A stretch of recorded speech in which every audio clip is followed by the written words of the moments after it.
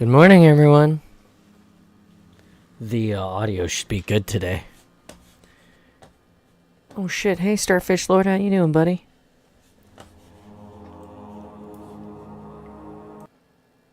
Oopsies. That's okay.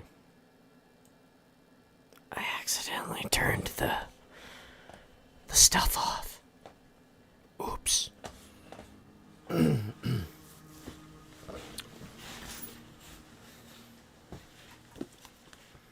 It's a good day. Just give me 1 second here. Just give me 1 second.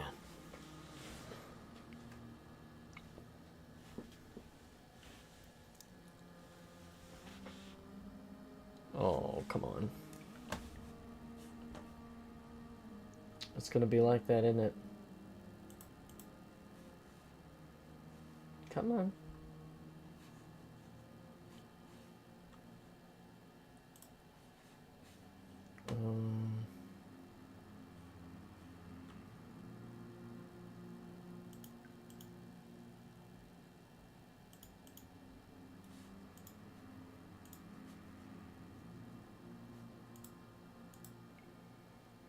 We're just waiting for this to load. It's being especially amazing this morning. Come on.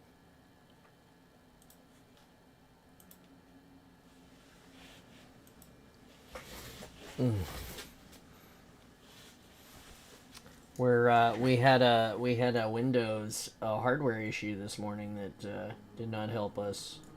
So we're in the process of trying to recover from all of that. Let's see here. Come on now. Come on, tiny bot.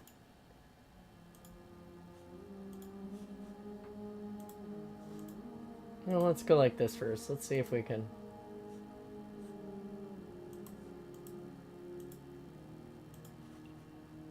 Haha, we fixed it! Hi! Look at that. Everything in good time gets fixed. Come here, tiny bot. Oh, well, yeah, over here. Here you go, buddy. Good job. Hey, we fixed it. Isn't that cool? Sorry about that. Good morning. How are you guys? We're just sending out the normal things that we send out.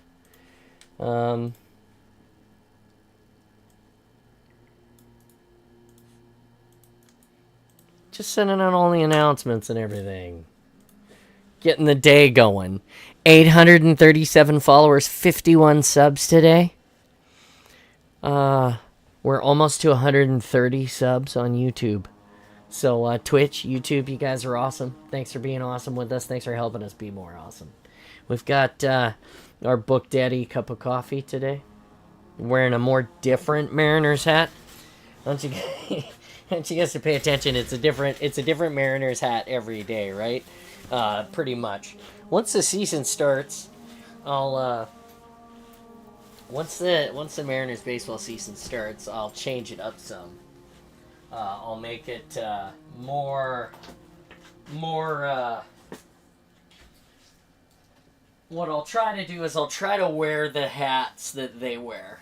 So if they're wearing City Connects, then I'll try to wear my City Connect. You know, it's a type of jersey, type of uniform that they wear, and so I'll try to match them, and throughout the season. But then on all the other days when I can't always wear the same hat, I'll wear the different hats. I have like 30 Mariners hats, so it's quite a bit.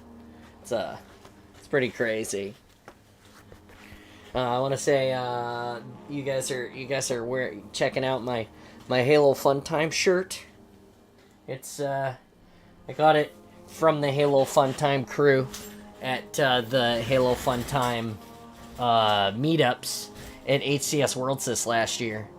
All I can really say about that is it's always a fun time when you hang out with those guys. And that's the shirt that I chose to wear today, because it's awesome, and I love it. It's a great shirt. Okay, well there we go. So we've got our outfit is changed. We've got our OST on. Our OST is the music that we listen to. And that looks a little bit something like...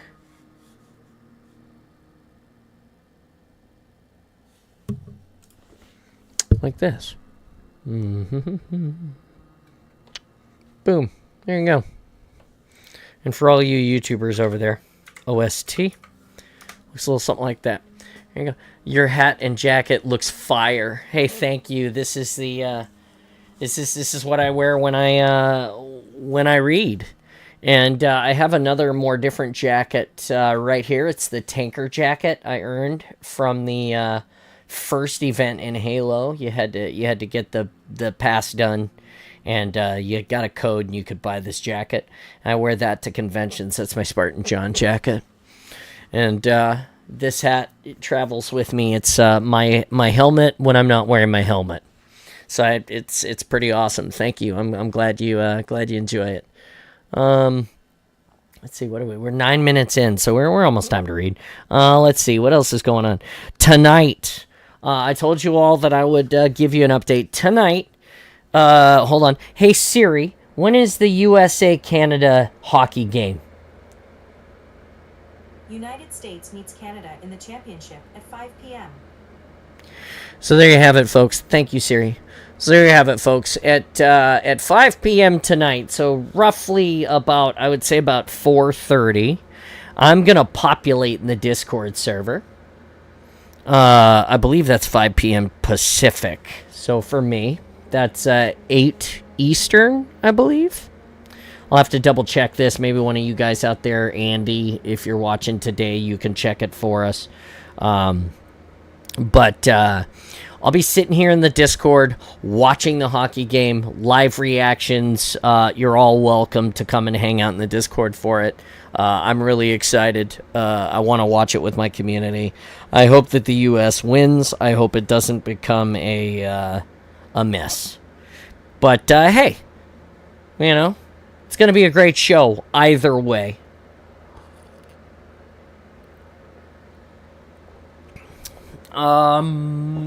Other than that, what we got going on today is we're going to play Halo. Like we always do. We're going to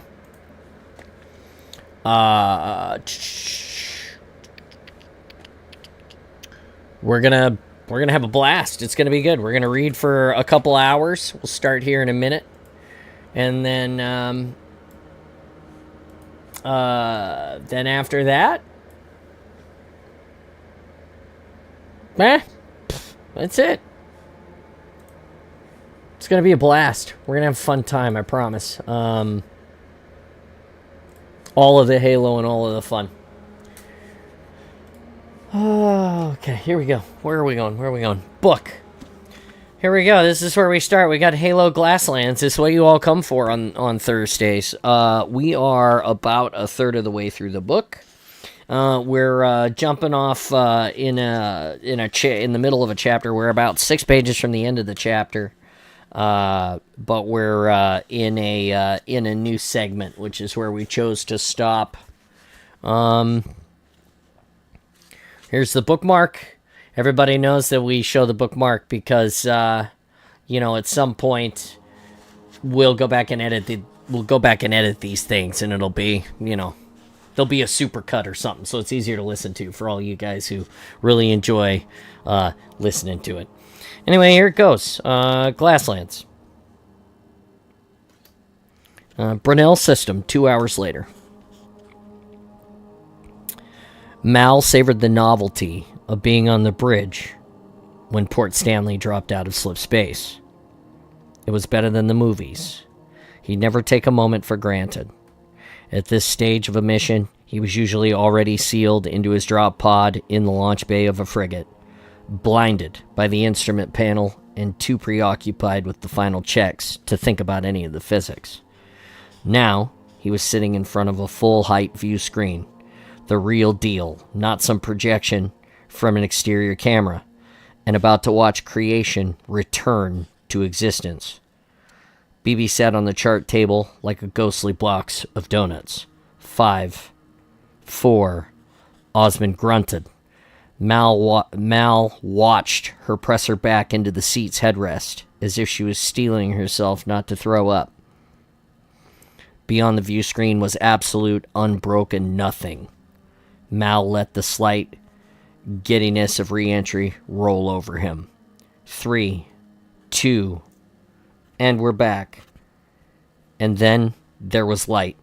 Stars, rank upon rank of stars, red and yellow, blue and white, were somehow not there 1 second and then there the next. Even the black of space was a different black. He fought down an urge to grin like a kid. After more than 5 centuries of space exploration, there was still only a relative handful of people who got the chance to do this on a regular basis. He turned to look at Vaz and Devereaux, but no reaction. How could they be that jaded? Naomi and Phillips weren't in his eye line. So how did we do, BB? Osmond got to her feet and moved to the chart table. She couldn't predict exactly where and when the ship would drop back into real space. Even with the combined processing power of BB and the Corvette's own dumb navigation AI. How far off target? "O ye of little faith," said BB. "Current position is approximately 149 million kilometers from Brunel. So we're about 5 hours from New Lanelli, and well within our time window. That's not too shabby. Making ops normal and starting comms right now. It couldn't have taken him more than a second. The speed those things worked at was frightening. Messages waiting. Sitrep for you from the Admiral, Captain. She's also passing on personal messages from 10 ODST 55 flight of 15 ODST Lima Company. Ah, bless. Cocky little bugger. But as soon as the thought formed, Mal realized that he'd accepted BB as an oppo, a brother in arms. Body or no body. And good old Parangoski, how about that? Any admiral who understood that ODSTs worried about their mates disappearing was okay in his book. Any update on John, BB? Naomi asked quietly. BB paused for a second, which must have been a long time for an AI. We haven't given up, but it's not looking hopeful. He sounded genuinely sorry. The Master Chief's gone? Naomi just blinked a couple of times. And Dr. Halsey? She died on reach, Osmond said flatly. They're still recovering bodies. Mal felt for Naomi. Spartans had mates just like everybody else. He had no idea who Halsey was, but everyone knew about the Master Chief. Okay, Prof. This is where you're in your keep, Osmond said, changing mood. She gestured Phillips to the communications console, and Naomi moved in beside him. You're our ears. Phillips seemed to be an old hand at this kind of thing. He took a molded earpiece from his top pocket and pressed it into his ear canal, two-handed like a woman putting in a fiddly earring. Then he sat back in his seat, staring in defocus at the display in front of him while he listened for elite comms frequencies. Devereaux went over to the chart table. Give me another look at Lanelli, BB. 20 centimeters above the surface of the table, an image of a colony world rotated as a sphere and then peeled itself like an orange, flipping out and onto a grid of colored lines to show planet's topography. Mal and Vaz had nothing better to do right then than to take a look at the work out. Mal and Vaz had nothing better to do right then to take a look and work out the least likely place to get ambushed. Is New Lanelli the colony itself or the whole planet? Vaz asked. Osmond stood over Phillips, watching something on the screen in front of him. Was both. There were only 3 townships there anyway, BB. Found any contacts out there? I've got a live connection to Kilo 39, BB said. No response, but he's receiving. I'll loop it until he picks it up. Where is he, ma'am? Mal leaned on the chart table, bracing for an Oni need-to-know rap across the knuckles, if you're allowed to say. Osmond didn't turn a hair. There's a listening station on Rhaenys. He's been camped out in the Glasslands running a string of jackal informers. He knows Sangheili dialects even better than Dr. Phillips, but he's not Oni, and he thinks this is all part of brokering peace with the Hingeheads, so that Hood can waltz in and shake hands with the Arbiter. Phillips took the news that he was the understudy pretty well. He didn't even flinch. Hope I get to debrief him one day. He'd talk your ears off.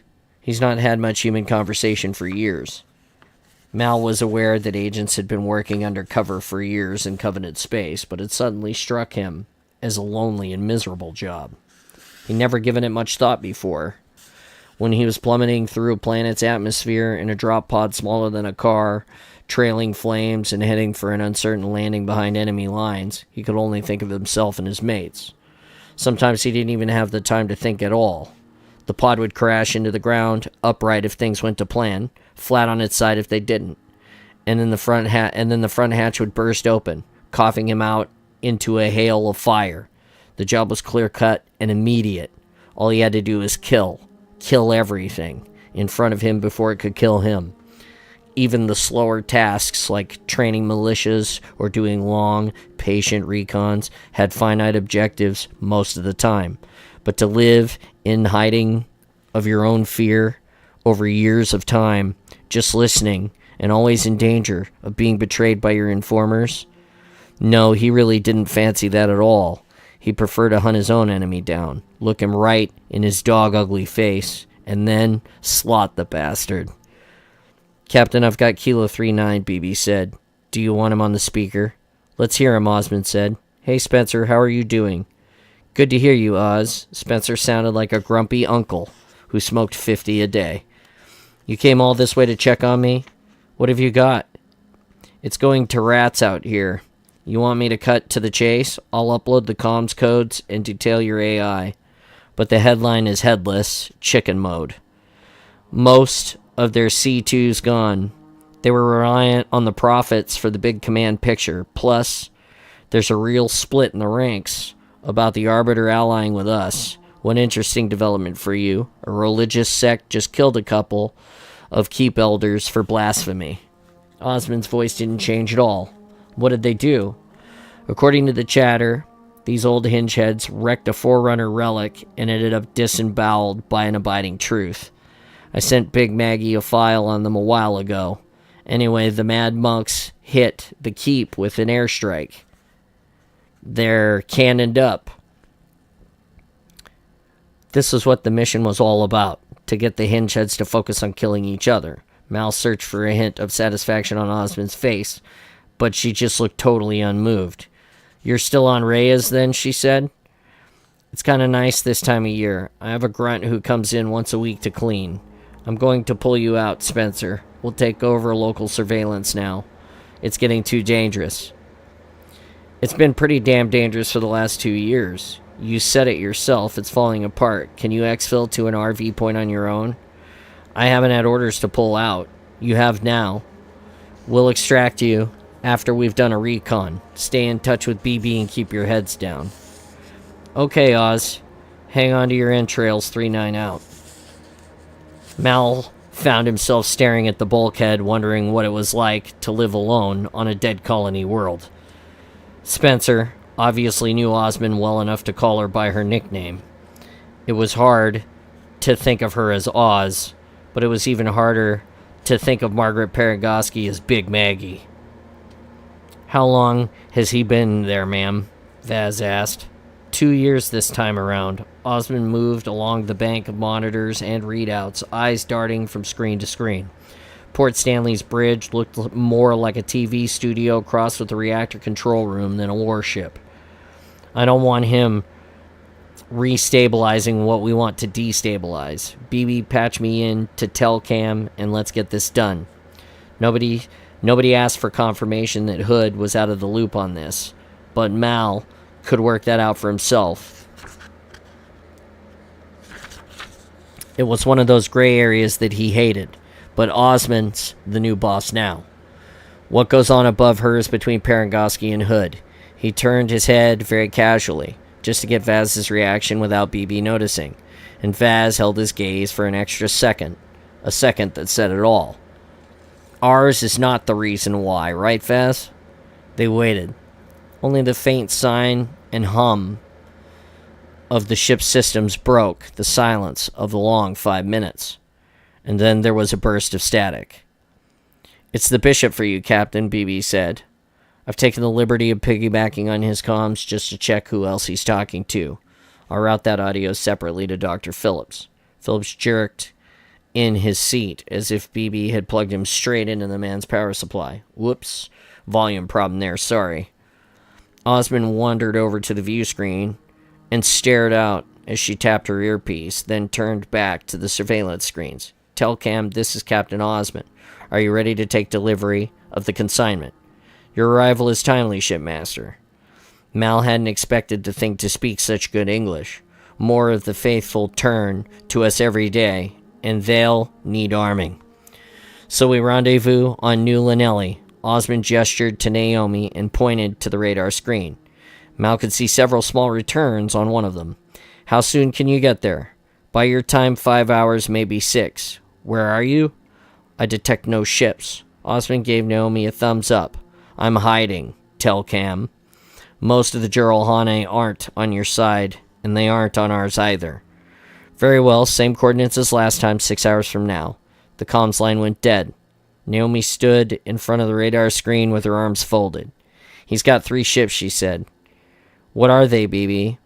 "1 boarding craft and 2 old Tarask fighters. He's been rummaging through the scrapyards." Phillips swiveled his seat to face Osmond. "Anyone want a quick summary of the comms chatter? They don't trust us, and they can't work out why they can't locate us or the source of the signal." This is the wrong cup. Sorry.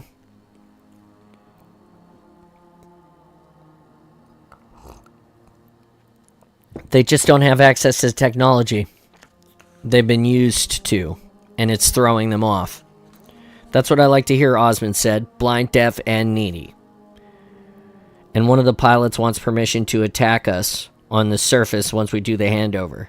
Someone told him to shut up and remember that they need us to keep bringing the goods until the sect is strong enough to seize the Arbiter's fleet." "Yes, but remember we can't touch them either," Osmond said. "We need to find some willing Jiralhane, nothing like a few angry brutes to keep things interesting for them." "So much for that elite warrior honor," Devro said. "They're just as bad as us."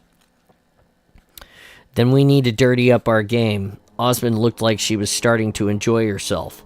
Mal couldn't work out if it was good or bad. "I'd hate to see Oni lose the title of most devious bastards in the galaxy to a bunch of hingeheads." "Go Team Devious," Phillips muttered, one hand in his earpiece. "No moral depth left unplumbed." Mal had always tried to avoid contact with Oni. Any sane fighting man did. They were organized crime in uniform. A visit from them was everyone's worst nightmare, and now he was happy to do their dodgy bidding. Pumped up for a fight on their behalf, all in the space of just a few days. Am I a bad bloke?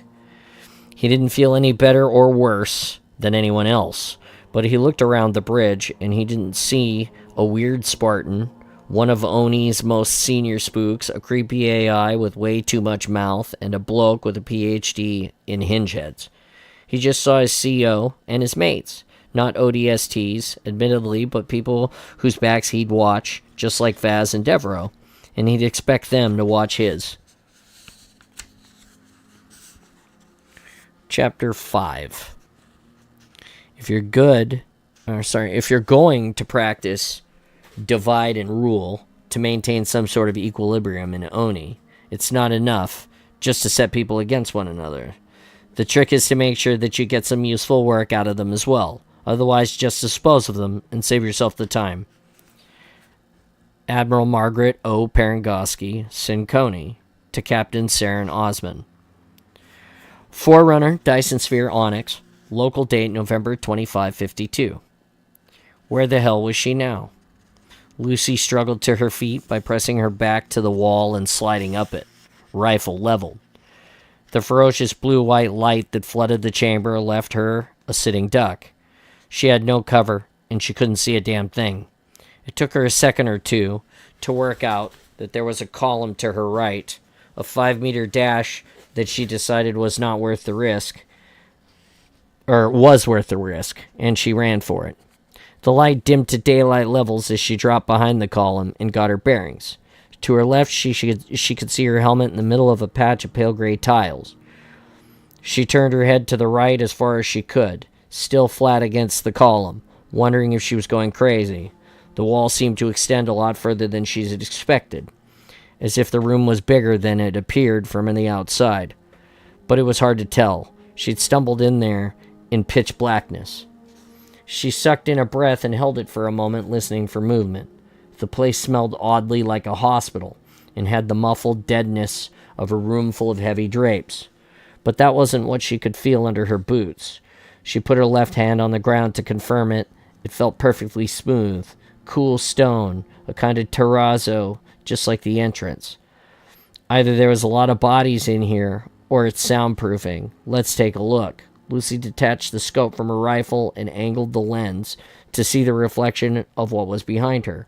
It didn't help much. It was a segment of curved surface, maybe white or pale gray, and it could have been anything from another Dyson sphere to a piece of Forerunner art. Whatever it was, she couldn't stay here. She snapped the optics back on her rifle and decided to make a grab for her helmet before she worried about anything else. It wasn't just protection, it was her comms and scissors too. For whatever good they'd do in here, she eased herself into a squat, ready to dart out, but was not sure where she'd find cover on the other side. Okay, 3, 2, go. She sprang out and ran for the helmet. She found herself in a warehouse full of machinery, none of it instantly recognizable, and scooped the helmet up under one arm before sprinting full tilt to the nearest cover. A bizarre statue that made her think of an ancient Babylonian frieze. Winged bull. No, not a bull, a lion, a horse, whatever it was. She skidded under one of its pillar-sized legs, not vertical, racked back at an angle, and flattened herself against it before putting her helmet on one-handed.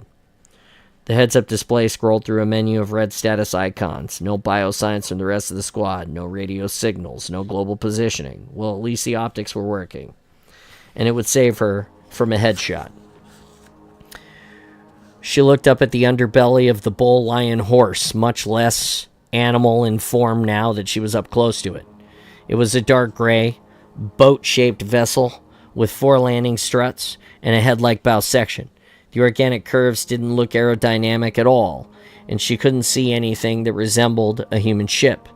But the openings at the stern had to be afterburners or something. She just knew it.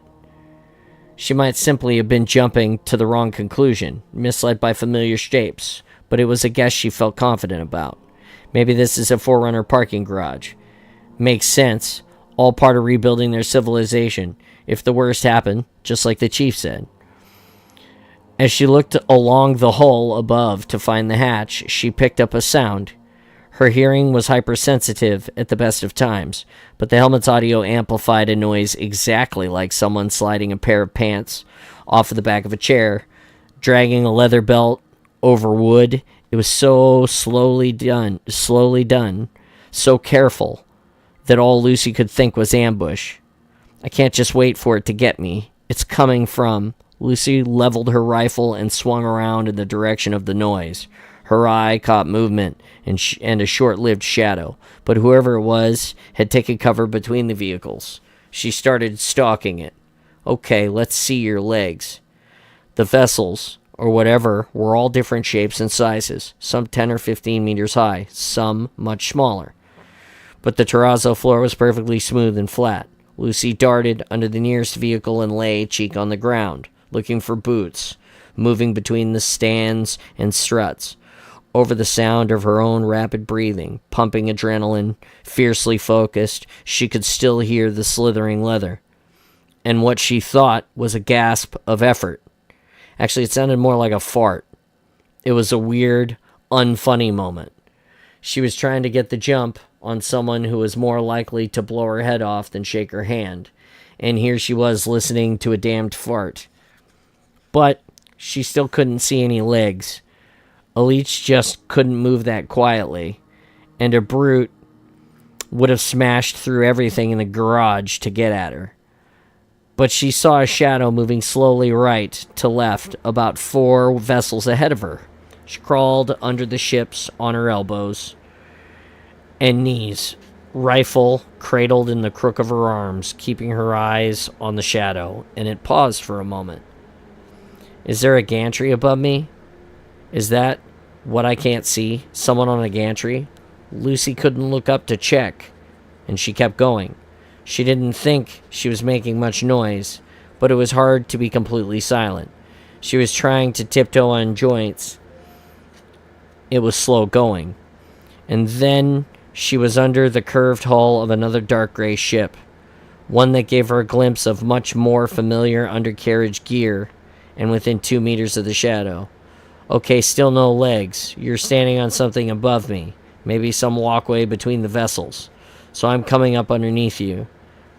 That'll be a lovely surprise, won't it? Lucy left it to the last moment to flip over onto her back. It wasn't easy with a backpack, but she did it, balancing herself on it and putting one boot against the strut. If she pushed off hard enough, she'd skid out like a skate and come up under the bastard, whoever it was. She clutched her rifle to her chest, right index finger on the trigger, left hand cupped around the muzzle. She tested her boot against the strut and braced her quads. Deep breath. 3, 2, and she dove. She dove from the strut and shot out into the gap between the vessels. Right above her, a dark shape blotted out the light. In a fraction of a second between seeing it and squeezing the trigger, her brain told her tentacles, engineer, could be rigged to explode, do it. She squeezed off a burst straight up. Liquid splashed her visor. A terrible squealing noise like a balloon venting air told her she'd hit it. She tried to roll clear, but it crashed down on her tentacles, flailing. It didn't blow up, and neither did she. Oh God, I shot an engineer. I shot a poor damn engineer. Lucy couldn't move for a moment. Engineers, Huragok, were lightweights, less than 60 kilos. But it was still hard to move with dead weight like that on her chest. She squirmed out from under it. It was still alive, making terrible wheezing, sucking noises now. Looks like a beached squid with a face. The creature had gas sacs that enabled them to float, and that was what she'd hit. But the sacs were their lungs as well. It was suffocating. Lucy couldn't even tell it that she was sorry. She couldn't explain that she'd seen too many engineers with booby traps strapped to them by the Covenant, and that she was trained not to take any chances. She couldn't explain that she overreacted to threats, and sometimes got it wrong either. She tried to lift its head and comfort it. Its face reminded her of an armadillo, long and narrow. She took off her helmet and tried to look it into its eyes, 3 on each side of its head, and make some sort of contact with it, but it was hard to work out where to focus. The poor thing was dying. It was like shooting an autistic child. Huragoks were harmless, obsessed with repairing technology and tinkering with machinery. They didn't fight or take sides. They were only dangerous when the Covenant strapped explosives to them. That had always disgusted Lucy. She had a faint recollection of a pet cat before the Covenant killed her family and glassed her colony. Savage monsters, but humans did that too. We did it with dogs and dolphins and all kinds of helpless creatures. We made them into bombs, and now I've killed an engineer. It might not have troubled most Spartans, but it was troubling to her. All she could do was hold it. The sucking noises were getting weaker. There was nothing in her medical pack that could save it. She didn't even know where to start. And I've killed the only sentient being that could help us find our way out of this place, or get me out of here. The engineer seemed to get heavier as she tried to prop its head up. Then it stopped wheezing and its tentacles went limp. God, I'm sorry. Did you realize I didn't mean to do it? Lucy sat back on her heels and wondered what the hell to do next. Now she knew there was no real threat. She had to work out how to contact the squad and let them know where she was and what she'd found. If she could locate the point where she'd entered the chamber, maybe she could tap a Morse message on the stones. Amid all of this incredible alien technology, the one thing she could rely on was a simple 700-year-old system of on-off signals that almost everybody else had forgotten. She stood and looked down at the engineer for a few moments. She'd never killed anyone she hadn't wanted to or intended to. She was wondering what to do with the body when she heard the leather belt sound again. Several leather belts, in fact. Shadows flickered in her peripheral vision. Engineers were harmless, weren't they? Hangar Bay, UNSC Port Stanley, 15,000 kilometers off New Llanelli, Brunel's system. Aren't you going to help Naomi into her Mjolnir? Mal said, stuffing a magazine of armor-piercing rounds into his belt. You two were getting on so well. Vaz looked over his shoulder with some difficulty as he eased himself into his new armor. It didn't smell familiar. Maybe that was just as well. He swung his arms to get a feel for the extra range of movement in his shoulders and wondered if it was worth the trade-off against shoulder plates. She's too old and too scary, he said, and she needs a technician for that. If you're still pinning for Chrissy, I'll thump you. She didn't stand by you, mate. And you think that being crushed by a Spartan with bigger biceps than me is going to make me feel any better? No, but I almost made you smile, didn't I? BB popped up in front of the two of them. Oh, you're matching now. How adorable. And we're ready to move, gentlemen. We? Vaz asked. I thought you were staying here with Naomi. I'll split off some of my dumb processes, BB projected a second box, a small battered, peeling thing. Vaz was starting to understand AI humor. I can't afford to fall into enemy hands, and don't get Phillips killed. Too much paperwork. I'm here, you know, Phillips said. He stuck his head out of the dropship door. Oni said I'd get some weapons training. They lied, Prof, Mal said. It's what they do. Don't worry, we'll show you how it's done. Vaz secured his helmet, looking at BB through a filter and boot up icons as status displays. He tapped Mal on the back. Helmet check. A few moments later, the view from Mal's helmet cam inset on one of the HUD. Blinked from idle to a head-up, close of Vaz's mirrored visor with Mal's faceplate reflected in it. Well, I'm fabulous, Mal said, brushing off imaginary dust from his shoulder. Let's go. Wow, the hinge heads. Devereaux's helmet cam feed flickered, then became a tilted view of the cockpit and Osmond's leg in regular infantry armor as she reached out to press a control. Got you, staff. Starting drives. The dropship was packed to the deckhead, between the Warthog, a small forklift, and the trailer full of crates. There was barely enough room for Vaz to find a space to lean his backside against, let alone sit down. The airtight bulkhead sealed behind them and the ship maneuvered toward the ramp, then slipped through the parting doors into the blackness of space. Osmond's voice crackled over the comm speaker. BB, keep the intercepted channels patched through to Phillips. Naomi, where are they now? On Tarsk, still in low orbit. One landed approximately 5 kilometers away from the RV point, and the boarding crafts were where you'd expect to be. Okay, Devereaux, set us down behind that ridge. Osmond sounded as if she was looking at a chart on the nav display. She didn't have a helmet on, so Vaz couldn't see her viewpoint. As soon as they were done, we're going to extract Spencer and transfer him. You still need someone to man the listening station on Rhaenys, Phillips asked. If you're volunteering, Osmond said, the answer is no. You're not trained for undercover work, let alone anything remote. But you could catch up on lots of reading, Mal said. Never mind. Phillips wedged in a gap between two coolant housings, looked disappointed. At least he didn't lack guts. Vaz leaned forward and tightened the strap on his body armor for him. The guy was still getting the hang of an unfamiliar kit. Don't leave any gaps, Vaz said. If the elites turn an energy sword weapon, or an energy weapon on Phillips, then a few pieces of his upper body armor wouldn't do much good. But if they had projectile weapons, well, including looted MA5Bs, you'd be amazed where the rounds can penetrate. Phillips gave him a thumbs up, right hand pressed against his ear as he listened in on the hingehead frequencies. Wonder what happened to Ariadne, Mal asked. Can BB hear us? Of course I can, said the voice in Vaz's audio. Ariadne is still undergoing emergency repairs. Mont Casino's been diverted to take off her non-essential crew. Sounds like they might have to abandon her. And no help from Venezia. No, they won't be getting a Christmas card from the Admiral this year. Mal made one of his annoyed sounds, but didn't offer a comment. They approached New Lanelli in silence, leaving Vaz with nothing to distract him from the fact that he was about to hand over weapons and ordnance to the enemy. No matter how he cut it, no matter how much sense it made, it stuck in his throat. It stuck in a hell of a lot deeper when he caught a glimpse of what he thought was a river in the whole cam repeater. It resolved into a glittering patch of vitrified soil. Shit, it's all Glassland. How many colony worlds look just like this? It wasn't about the millions of humans who'd been slaughtered.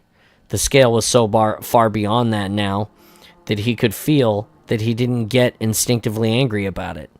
He just knew it was terrible, in a theoretical kind of way. No, what gripped his guts was the smaller scale stuff, all the bodies he'd lost trying to save, places like this. And that was all any of the men could really feel.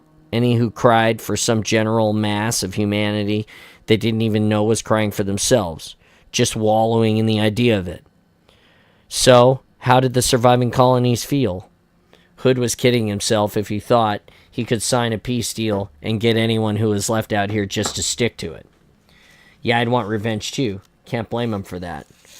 Mal reached over and rapped sharply on his helmet, jerking him out of it. Don't, he whispered. I wasn't thinking about her. Actually, he hadn't brooded about Christy for quite some time. He moved into the blank phase where he'd get angry about it if someone reminded him. But it didn't keep him awake at night now. Just wondering if we're going to be back here in a year enforcing a ceasefire. They were all on an open channel. Osmond couldn't have missed that. But she didn't pass any comments. Devereaux landed north of an escarpment that scraped down to an ice rink of vitrified soil and shut down the drives. They must have heard us coming in, she said, but they can't get a lock on us. Okay, everybody out. Mal scrambled up to the ridge, clutching his sniper rifle, and lay flat to scope through the landscapes. The elites wouldn't pick him up on infrared or EM in his Ricard armor, but they might be able to spot him the old-fashioned way. Did it matter? Vaz thought it would have been better to rock up with as many people visible as possible, but Osmond seemed to know what she was doing. If anything went wrong, then at least Mal was in the best Overwatch position to pick them off. Telcam? What have you got, Staff? Osmond asked over the radios. She was wearing just a black UNSC flight suit and light armor, no helmet, possibly trying to look less confrontational to a jumpy hinge head. To her credit, she rolled up her sleeves and helped Devereaux hitch the trailer and the crates to the Warthog. See them yet? One elite in gold armor plus sidekick and a couple of brutes. Plasma rifles only, nothing else on infrared. No idea how many more. There might be a dropship, but even I can't slot them at this distance. He's kept his word then, Osmond said, sounding surprised. Phillips, I'll drive. Corporal, you're top cover.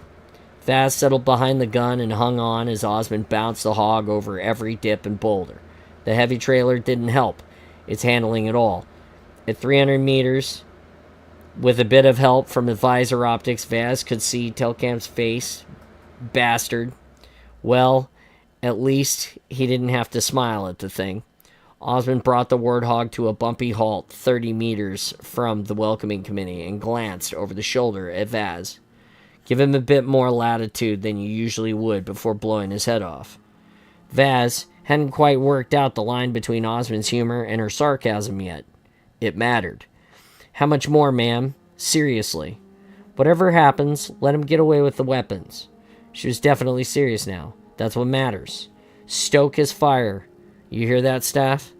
Mal sounded a little reluctant on the radio, but the captain had spoken. I understand, ma'am. Phillips didn't say a word.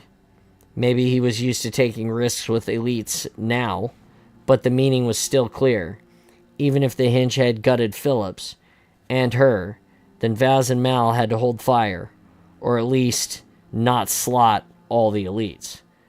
That was a lot to ask him, and even more to ask of Civvy. Phillips volunteered. Look at him, he loves it, but even so. Osmond climbed out of the warthog and started walking slowly toward Telcam, but the elites appeared to be on an intercept heading away anyway. She stopped. Vaz tilted the gun slowly, making his target clear, just to give the hingehead something to think about. When he checked Mal's icon, he found he was looking at the feed from the 99D's optics. Mal had the crosshair steady on the Telcam's head. He wouldn't dare. Mal's voice was just a breath in Vaz's earpiece. He's not in a rush to meet his gods. Telcam stalked over to the warthog with his bagman in tow and wandered around to the back of the trailer. He didn't seem to take the slightest notice of Vaz, but at least Osmond had the grace not to offer up a handshake. Vaz pivoted the gun slowly so that it was facing the trailer. He couldn't turn his back on Telcam. The last time he'd been this close to anything in Covenant uniform, it had almost severed his jaw, and only a quick-thinking combat medic had stopped him from choking on his own blood. I suppose you want to check out the consignment, Osmond said. Rifles, assorted grenades, and anti-personal mines. Telcam tilted his head back and forth as he surveyed the crates. Then he gestured, and his sidekick ripped the lid off of one of the crates like paper. He reached in and pulled out a plasma rifle. Vaz held his breath as Telcam spent far too long examining it. Could he spot the tag? Vaz had grown up believing that the Covenant was technologically invincible. They weren't, or at least Telcam wasn't. He either didn't know or didn't care, just like Naomi had said. You're most dangerous, Captain. It was hard to tell if Telcam was sneering or not. And most frugal of you to retrieve Sangheili weapons. I have adherents in many keeps, and more join us every day. If you're asking if there's more to come, there is, Osmond said. If there's anything specific, I'll see what else I can do. Telcam looked down his snout at her. You cannot procure warships for me? Yes, I realize that lending you a carrier would be embarrassing for the both of us. I shall distribute the arms then and see how much progress we make. I'll be around. Yet we see no ship, Captain. Nor will you. This is a hostile space in too many ways. Phillips seemed to be listening intently, but then Vaz realized from the man's shifting focus that he was actually concentrating on his audio channel. He was getting the intercepted voice traffic from the elites. He had heard something that worried him. Vaz glanced at Mal's icon to check he still had a shot on Telcam, and he did. Vaz leaned back casually and made sure the Warthog's gun was at just the right angle to take out the elite bagman, just in case. Osmond subtly got a drawing realization look on her face. Do you really need a ship? Probably not, Telcam said. The initial target is the Arbiter. Seeing as he's foolish enough to be visiting each state to put his case for peace, once I kill him, then any fighting will be keep by keep. Not the kind of battles fought by capital ships, unless an entire colony world decides to stand by him. Osmond just gave him a nod, but Vaz could see the cogs grinding behind her eyes. There was no such thing as a careless word from her. And Telcam didn't seem the kind to announce his plans just to be sociable. Very well, have your people transfer these crates then. Osmond obviously didn't want him anywhere near Port Stanley, and they needed the trailer back. High-tech wars often foundered on small, dull details. I'll have more for you in a week. She was drip-feeding him, Vaz thought, of Naomi going all zen about knowing how much fuel to pour on a fire. A couple of brutes emerged from the elite dropship and began moving the crates. lumbering back and forth until the trailer was cleared. It felt like a shady drug deal in the back alleys. Telcam gave Osmond a polite bow of the head and loped back to his ship. Osmond waited for it to take off before she moved a muscle. So he's waiting to see if I'm going to warn the Arbiter, she said. Fine. Correct. Phillips climbed back into the Warthog and nearly brained himself with the gun. The chatter from the fighters was all about what your actual game plan was. Ah, well, he'll get his proof, so no harm done, she said. And I'll find out where the arms actually end up. Win-win. Okay, let's hang out of here. Let's bang out of here. Want to drive, ma'am? Vaz asked. I'm used to hogs. Osmond almost smiled. She climbed into the gun seat. Okay. If it makes you feel safer. Vaz started the engine. He wasn't taking any notice of Mal's HUD feed now, so he expected to be back in the dropship and off this rock in a few minutes. But then rapid movement in the icon caught his peripheral vision, and he stopped to check it out. Jesus Christ, Mal said. Where the hell did he come from? Mal, Vaz could see the jerking, rolling viewpoint of someone running down a steep slope, and then the horizon bounced everywhere for a few moments before the cam corrected for a moment. Mal was running. What is it, Mal? Contact, human. Wait one. What is it? Osmond asked. The pivot on the gun made a grinding noise. She was getting ready to fire. What's he spotted? Vaz slammed his foot down on the Warthog, shot off. He's seen a human. Can't be. The Covenant glassed this place years ago. Phillips hung on to the dashboard with both hands, and Vaz raced for the escarpment. When the Warthog came around the edge of the slope and Vaz got a clear view of the plain beyond, he saw Mal jogging toward a heap of rags among boulders and scrubby vegetation that had somehow found the will to grow again in the fissures. Then the rags stood up and became a man. Oh, yeah. Oh, great, Osmond said wearily. That's all we need. Vaz wasn't sure how to take that. He let Mal reach the guy first, just in case the sight of the Warthog bearing down on him made him panic, and came to a halt a few meters away. The man was ragged and emaciated, about 50, straggly gray hair and beard, clutching a wood axe. But he looked pretty alert. I saw the ships. He had a strong accent, and he sounded stunned. I saw the dropship. I didn't think the Navy gave a damn about us. What's the Covenant doing back here? What are you doing here? The fighting stopped. Mal tried to check him over. Are you alone, mate? Have you been here all of this time?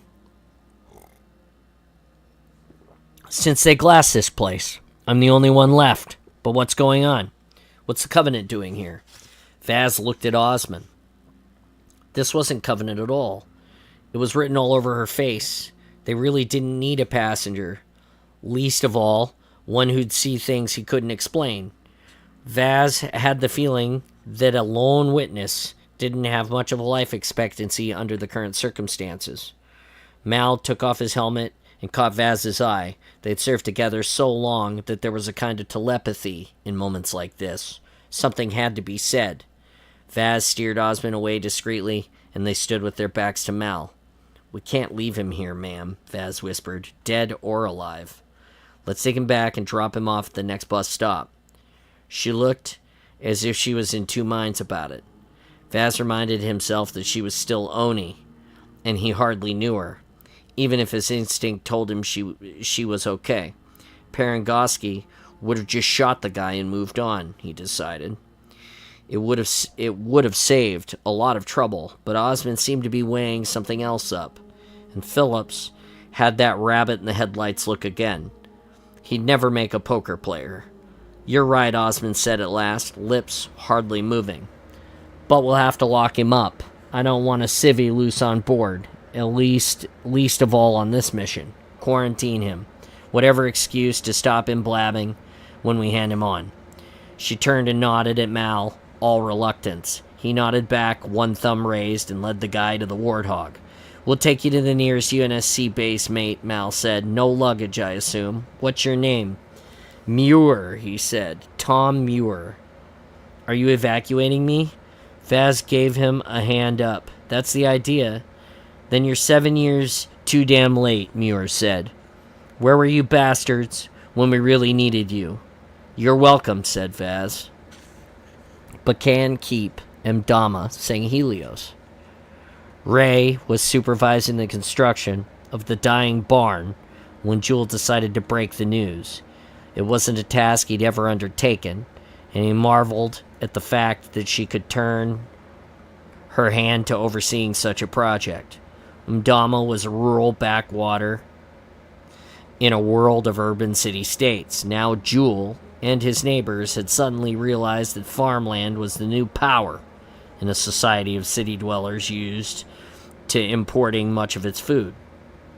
Life in the Covenant under Sanshayum oppression, as he understood it now, really had made Sangheli too dependent on others for basic elements of survival, just as Ray had said. Too reliant on what was provided for them, done for them, and given to them in exchange for their military skills. All they had now was a fortress world and nobody to run it.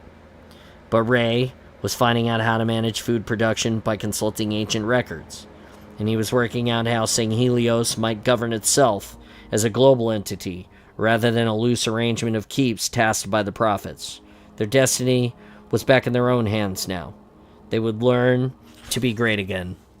Civilizations rise and fall. The Geralhani, the Kigyar, and us, except we can rise again. Where are you going? Ray asked, not looking up from a 1,000-year-old architectural plan she dug up from the ancient keep's vaults. The breeze buffeted the sheets of ancient vellum, snapping it like a sail. Are you going to be away long? Jewel couldn't remember ever lying to his wife, although he'd avoided telling her small things that he knew would make her angry. On Tum, just a few days. Do you want to know why? Boredom. I realize it's hard to fill your time now that fighting has stopped. Governance. We're going to talk about how Sanghelios should be run. Force is coming with me. Ray rocked her head from side to side in grudging approval, then looked around him. Are you plotting, Jewel? She knew him too well. There was no shame in challenging decisions made by higher authorities, but there was a consequence for failing to win. If Jewel didn't succeed in overthrowing the Arbiter would then come after him, almost certainly killing him, and seize his keep and its assets. Ray and the rest of the family would be the pay for the price. I am, he said, but I won't start what I know I can't finish. Hence the need to gather like-minded keeps around me. We might have different priorities, Jewel, but I do agree with you. There's no lasting peace to be made with humans. We've killed too many of them. This is just a lull in the war. It might be weeks or years or even centuries, but it'll never be truly over. She went back to the plans. She'd had her say. The barn was starting to take recognizable shape. No doubt a simple thing to their ancestors, but something rather extraordinary to Jewel. He walked back to the keep and stood by the transport to wait for Forza. It was a very old wave skimmer, last used to ferry Ungoi laborers to the islands, but it would cope with an ocean trip, I hope. He wasn't a good swimmer, few Sangheli were, but he'd plot the skimmer himself to keep Gassé clear of any conspiracies. The young officer would stand a better chance of escaping retribution if Jewel failed. So what's your plan? Forza asked, as the skimmer headed out over the coast toward Ontom. How are you going to find the right monks? And do you always steer like this? Jewel had been a shipmaster for too long. Others plotted for him, but Sangheli have always had to sail and fly. Our geography demands it. He wasn't sure if this fated skill was a tidy parallel with the other homeworld situations or simply random irony. But either way, it was an excellent reminder of what was needed and what he needed to do. They have a temple, Jewel said. They never relinquished it. They kept the ancient rite, and they have adherents all over Sanghelios. Backward idiots who love the secret societies and primitive rituals. If they'd had any potential to be dangerous, the Sanshayun would have wiped them off years ago. But they're idiots with a network, and they know how now to appear to be using military. Prepare to do business with them, brother, and try to behave piously. By the time Anton loomed in the haze, Jewel had begun to rediscover his old skills, and the flight was much smoother now. He felt a certain satisfaction at being capable. It was like a coming of age, that same heady sense of transformation from child to warrior that had delighted him as a boy. He could refresh his piloting skills, and the Singhili could thrive without the Sand-Shayun, exactly as they had before the two species had met. Mind the turrets, Force murmured. The skimmer made enough height to sloop low over the city. Jewel looked for a landing area nearest to the servants' temple. He found it easier to land by sight than by instrument. This is a very smug state. I never enjoyed visiting here. Jewel understood what that meant. Anton was very old and very rich, and very keen to remind other states that it was superior in every way. The buildings were a blend of pre-profit magnificence and modern architecture that didn't even attempt to mimic a traditional style. Let's see how superior you remain without the Sand-Shayun providing food and technology. Jewel landed the skimmer, suddenly anonymous in a sea of randoms. Random vessels and vehicles that had simply been withdrawn from the fleet and commandeered from factories. Everything he looked at seemed to be the summary of the Singhili predicament. Arms and vessels reduced to soft idleness. The nation orphaned and needing to grow up fast. He felt in his pocket and realized he still had the arum he'd taken from one of the keep's children. It's a pleasant walk, Force said, lifting his chin to squint into the distance. If you like complacent architecture. They strolled through the elegant gateway of the landing field and along the avenue and of ornament trees that were in the process of being trimmed and fussed over by a team of Geralhanai.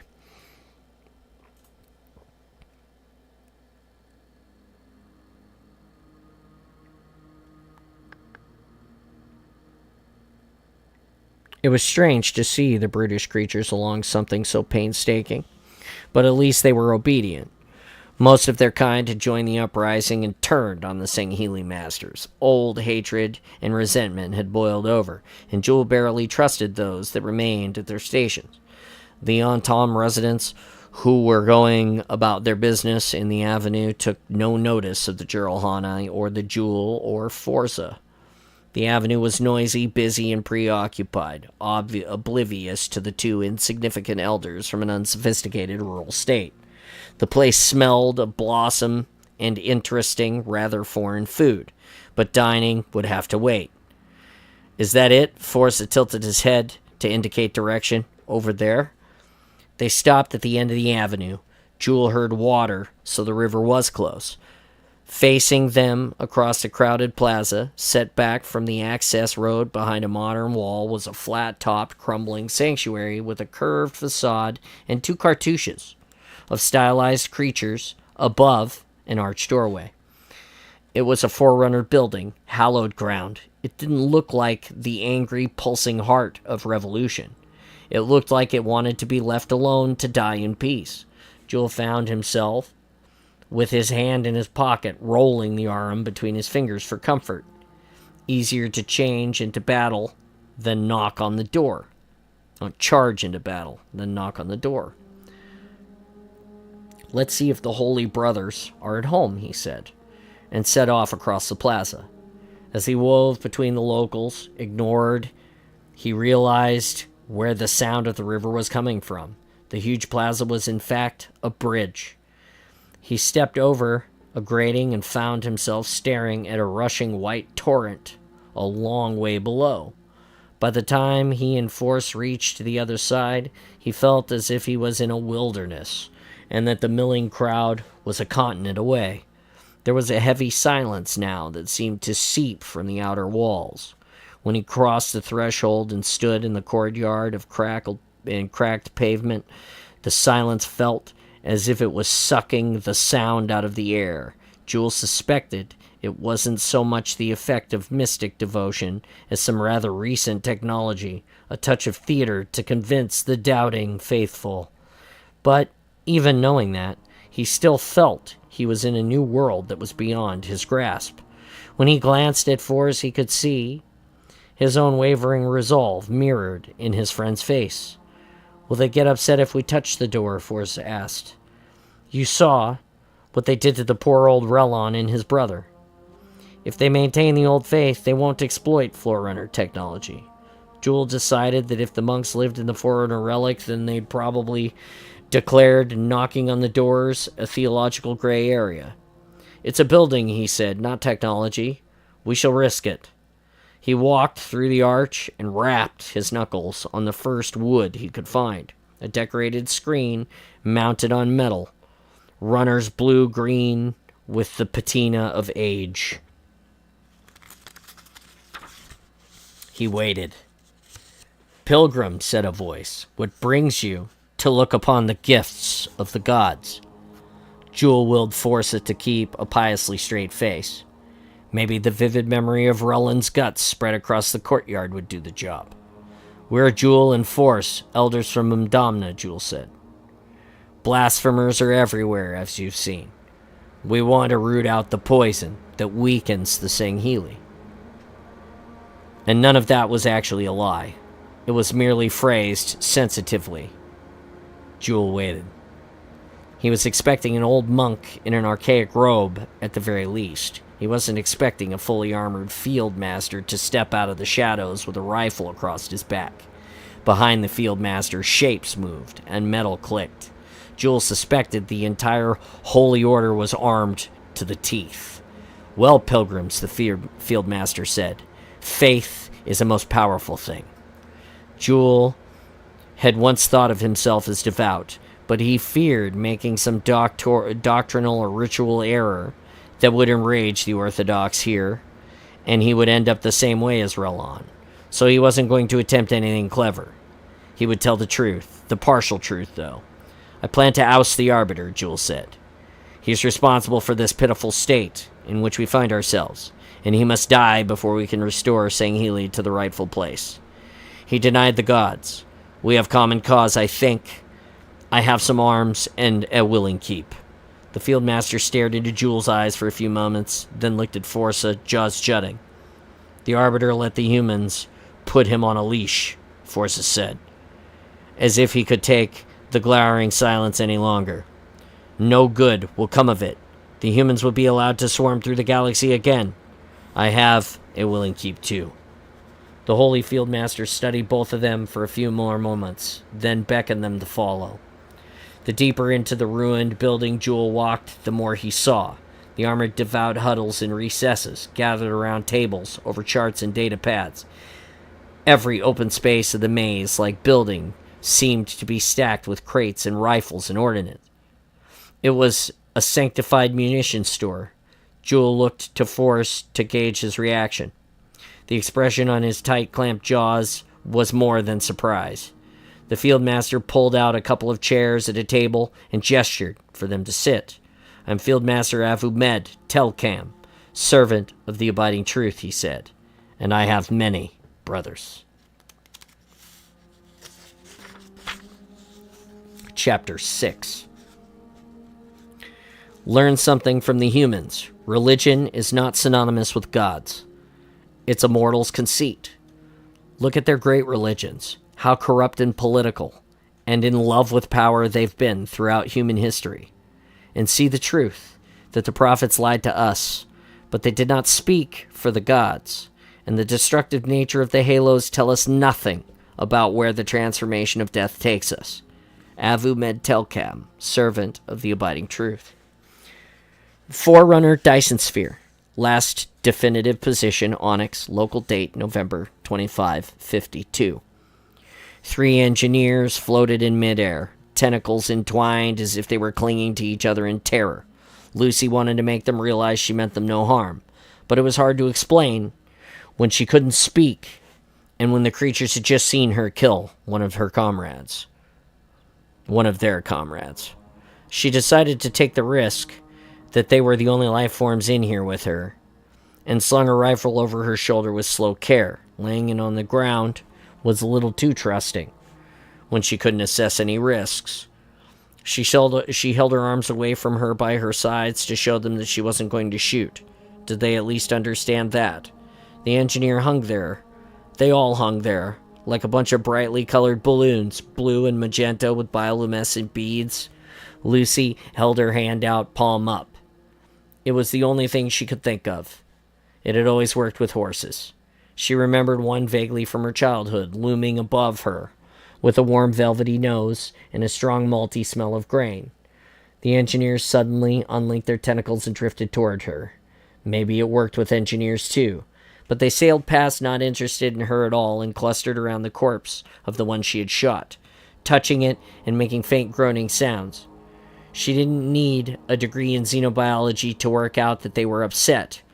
Kurt had explained during training that they were organic machines that could replicate and repair themselves, and that they were probably descended from the first ones built by the Forerunners.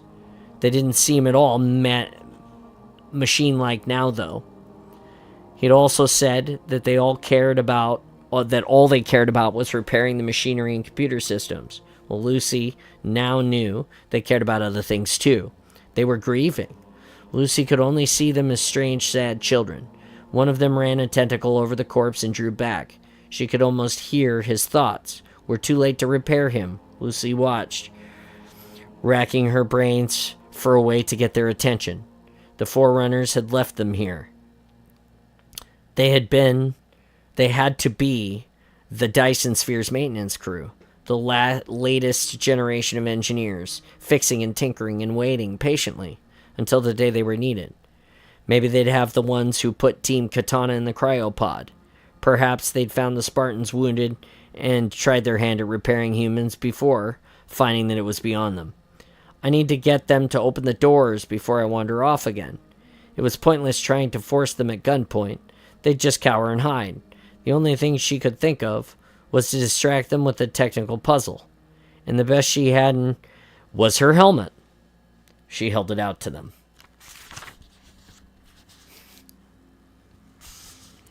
One of them turned to look, but the other two were still more interested in their fallen comrade, moaning softly and making very precise gestures to each other with their tentacles. Then they lifted the body and drifted off between the vehicles. The one who seemed interested in her floated over and put out a tentacle, a hand on the helmet, stroking the surface. Then it coiled its arms around it, making a reactive camo turn blue and mauve as the armor systems tried to match the engineer's skin. That did the trick. The engineer began dismantling the helmet, and at breakneck speed, stacking components, faceplate linings, mics, data processors, even microfans, and the nearest flat surface, a hydroplane-like structure on a small vessel. Then, just as quickly, it reassembled them. Lucy had heard that they couldn't resist tinkering with things, but seeing them actually do it was another thing entirely. It looked as if the engineer was ripping the helmet apart like an angry toddler. It hadn't even used a toolkit, but it held out the helmet to her with two of its arms jiggling just a little bit. Try this. Yes, Lucy understood that much.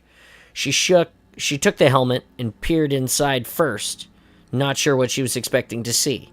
When she put it on and activated the HUD, everything looked normal. But there was a couple of icons that hadn't been there before. Two broken circles, each with a symbol inside that she couldn't recognize. She'd seen the glyph-like style before in Covenant bases, but she had no idea what it meant. So do I activate them and see what happens? A couple of blinks would show her what the engineer had added. It seemed to be waiting expectantly for the verdict, peering into her face and cocking its head. Yes, it really did remind her of an anteater or an armadillo, with that small, smooth head. She was even getting used to the 6 eyes. She made the effort to stare into just 2 of them, the middle pair, and ignore the others. Now it was a face. Now she could look into its eye. Now she could connect. Might as well try. She activated one of the icons and braced for something weird. Engineers were clever, but they didn't mean they never got things wrong. And the ones here could have had much, if any, contact with humans before. At first, she thought the engineer hadn't changed anything, but then it moved, rustling with the leather noise, and she realized she could hear a lot more now. It was almost like having no helmet at all. Clear, unmuffled, perfect sound. She couldn't tell if the engineer had modified the audio channels or the physics acoustics of the helmet. But it was one hell of a trick. So let's see, what does this one do? Lucy blinked twice to activate the second new icon and waited for another minor miracle, but nothing. It didn't do anything at all. She tried again, but the circle of glyphs just changed color from red to green. After a few attempts, she shook her head in frustration and pulled off the helmet to find the engineer peering into her face. It made a few precise gestures with its tentacle hands, repeating them in a sequence. Lucy tried to recall everything from the briefing she'd forgotten some years ago. Sign language. Engineers use sign language. Well, that was no use to her. She couldn't speak that either. But this place was expecting us or something like us, wasn't it? The robotic sentinel on the surface had attacked the Spartan, probably seeing them as another threat to Onyx, like the Flood or anything else. But Ash had said that one had reacted to him and tried to respond in different languages until it settled on English. It had called him Reclaimer. Then he must have failed some unknown test because the Sentinels had turned on the Spartans and nearly killed them. The engineer was still staring patiently into her face, signing the same sequence over and over, waiting for her to understand. He certainly didn't look as if he was going to attack her.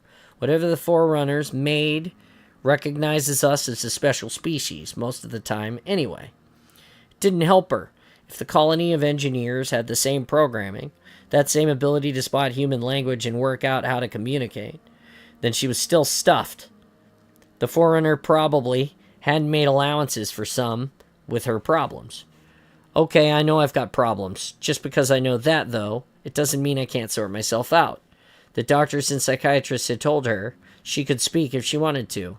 Well, she wanted to. She'd wanted to say goodbye to Kurt for a long time, when he made the squad leave him behind. And right now, she wanted to speak more than she ever had in her entire life. She had to find a way to make herself talk. She needed to communicate with this creature if she was ever going to get out of here. The engineer signed again, and Lucy found herself clenching up, flexing her fingers with the effort as she brought her hands up. The engineer backed away a little, probably expecting her to punch her in the face after what he'd done or seen her do to his friend. Him, I'm thinking of them as people. That's good, keep it up. Lucy strained to connect her mind to her mouth. It felt like trying to push a weight up a ramp. If she could just strain that little bit more, just push that little bit harder, then the weight would reach the edge, balance for a moment, and then tip over, opening the floodgates. But something stopped her reaching that edge. She was almost there, but she opened her mouth. The sensation in her throat was confused.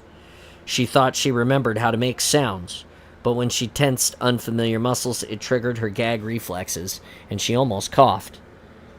It would not come. She felt her eyes filled with hot, angry tears. The engineer reached out and stroked her head. It was almost a human gesture, and she wasn't expecting that. He didn't seem to bear a grudge for what she'd done. Shame we didn't meet your lot before we met the elites. Suddenly, the engineer cupped her face with two tentacles, holding her chin just under the jaw like a dentist. It scarred the hell out of her. She jerked away and then recoiled, tentacles sighing rapidly. That had meant sorry or take it easy. Lucy beckoned him back, trying to look at as harmless as possible. He floated back nervously and then took a hold of her chin again. She had to trust him. He pushed down the gentle pressure, made her open her mouth. Now it made sense. He realized she couldn't speak, and he was trying to work out how to fix her. That HUD icon that didn't seem to work. If he'd improved the audio, he'd probably tinkered with the microphone too, but he couldn't make sense of it. For a moment, she felt elated. She was stranded inside a prison within a prison. But she'd made him understand something, and she'd understood him. The sense of connection was incredible. It's worth a try. We're getting somewhere now. She'd put her hand on his tentacle and held it still, then gestured to her mouth and shook her head. Did he get that? Was a handshake a universal negative? There were places on Earth where it meant the opposite. Did he realize she meant that she couldn't speak? Or did he think she was telling him not to touch her mouth? It was impossible to tell. He just hung there, peering at her. The last time anyone had stared into her face at such a close range was when the medic had checked out her eyes. I even got a pen to draw pictures for them. Nothing to write on. Damn, there isn't even a dust that I can scrawl in. The other two engineers reappeared and just watched their friend. Lucy had to be sure that they understood what her problem was. She opened her mouth, held his tentacle just under the jaw, and struggled to make a sound. He had to be able to feel the muscles tensing, even if he'd never seen a human before. He had to know how sound was made. He made sounds himself. The tentacle felt like a soft down. She could see a fine fringe of tiny cilia along it, glowing with a blue phosphorescence. For a moment, she looked into those odd little eyes, and something seemed to click into place. He withdrew his arms and floated away between the vessels with his two friends. He had given up? He hadn't. He returned, as if he was looking over his shoulder, seeming to notice that she wasn't following, and drifted back. One tentacle curled around her wrist, and he pulled her gently. Come with me. The meaning was crystal clear. Lucy followed, hand in hand, with a living computer that didn't bear grudges. UNSC Port Stanley, Brunel System, January 2553. BB started the countdown to take Ship Stanley into slipspace and found himself with a few idle seconds left to fill. He could perform 5 billion six-dimensional operations in that time, and time had to be filled, because he was pure intellect. Unless he was thinking about knowing, then he wasn't existing. One part of his mind, the dumb AI at his core, counted down, calculated, and spoke to the hundreds of thousands of components and lightspeed-capable Corvette pieces, readying herself to punch through into another dimension. He could ignore all of that and let it run in the background, like an autonomic nervous system. The rest of him, though, was consumed with raw curiosity around the ship, back on Earth, and the various comm channels he was monitoring. There were fascinating things going on. He listened to them all simultaneously. Mal was on the CPO's mess deck, arguing with Muir, the refugee they'd picked up on New Lanelli. The man didn't understand why he had to be locked in a cabin. Mal was telling him, in his odd sing-song accent, that he was quarantined. There was a shower in the cabin, and maybe it was high time he used it.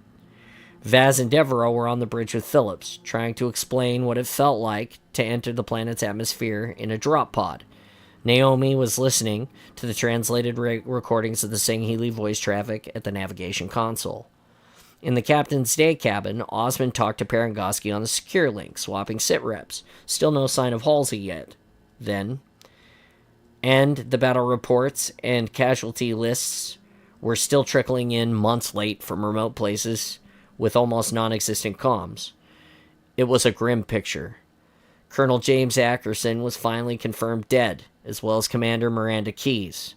BB suspected that Paragoski was the only person who would miss Ackerson. I was planning to give him the Spartan 4 program and make Halsey work for him. She was telling Osmond. The captain listened, chin resting on her hand. I'll have to settle for telling her that he died a hero, just after I let her know what happened to her daughter. She really wasn't that venomous, old Parangoski. BB knew that personal slights were too insignificant to incur her wrath, which was a cold and calculated thing geared solely for achievement of clear objectives. She exercised power for a reason, not for its own sake, although Halsey probably wouldn't benefit from the difference when the Admiral finally came and caught up with her. Miranda Halsey, to be legally accurate, had died heroically, too. Halsey thought nobody knew she even had a daughter, even though it was impossible to hide that kind of thing from Oni or even from a curious UNSC HR clerk who could count, routinely stored DNA samples.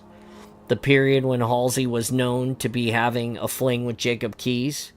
No, it wasn't exactly particle physics to work that one out. BB thought of Halsey's journal again and how much it revealed of her mind. How extraordinary she refers to people as my lieutenant, my Spartans. She has this sense of ownership, and yet she hands her small daughter to Jacob Keyes and washes her hands of her. How odd. BB wondered how Miranda would have felt if she'd read Halsey's journal, or if Halsey had read hers.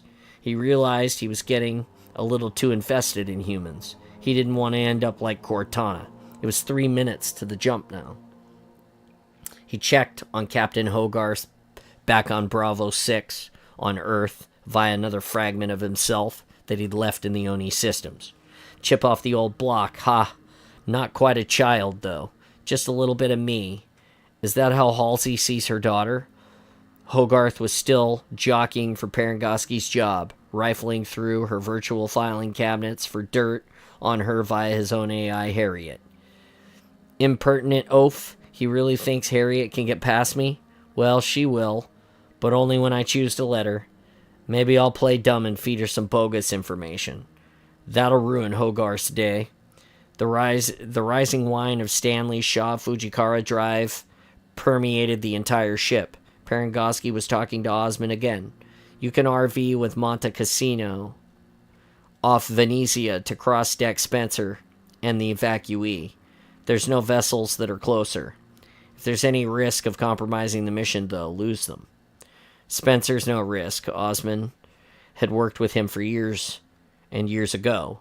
BB wondered if she'd developed quite enough dispassionate ruthlessness yet to take over for Parangoski. I'll make sure of it.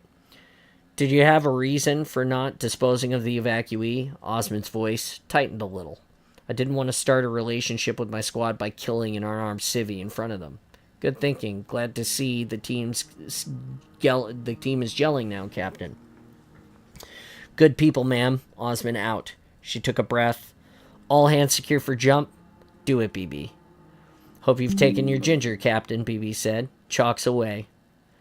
The drive opened, an instant wormhole into space, and Port Stanley slipped through it. Osmond just swallowed hard. In the quarantine cabin, Muir muttered a string of fascinating and original expletives. You'd realize this is the first warship I've ever piloted for real, don't you, BB said. Piece of cake. Devereaux chuckled to herself. Cabbage crates over the briny BB. Tally-ho, Skip. It was oddly satisfying to be able to make humans laugh. If only Muir had been so relaxed about it all.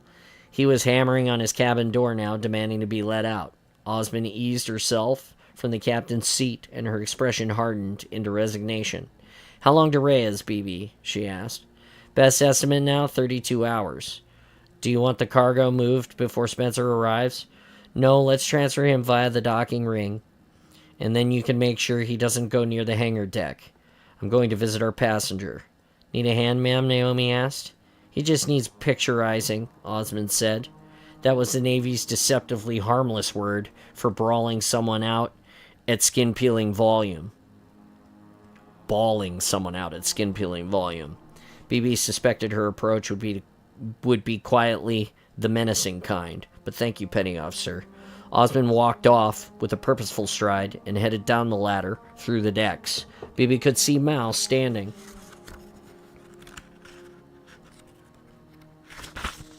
outside the locked cabin, leaning against the bulkhead opposite with his eyes raised to the deckhead for a moment as if he was praying for strength.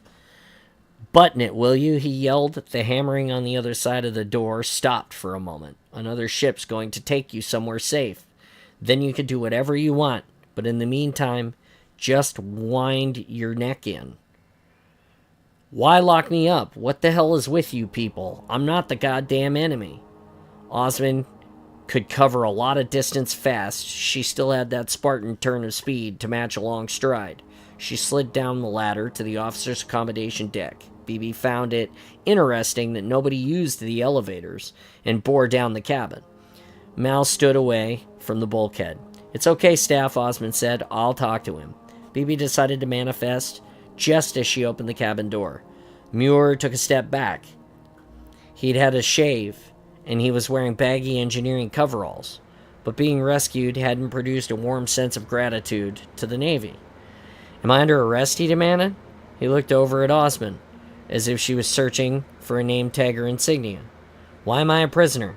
"Quarantine, Mr. Muir," she said. "You'll be out of here in a couple of days."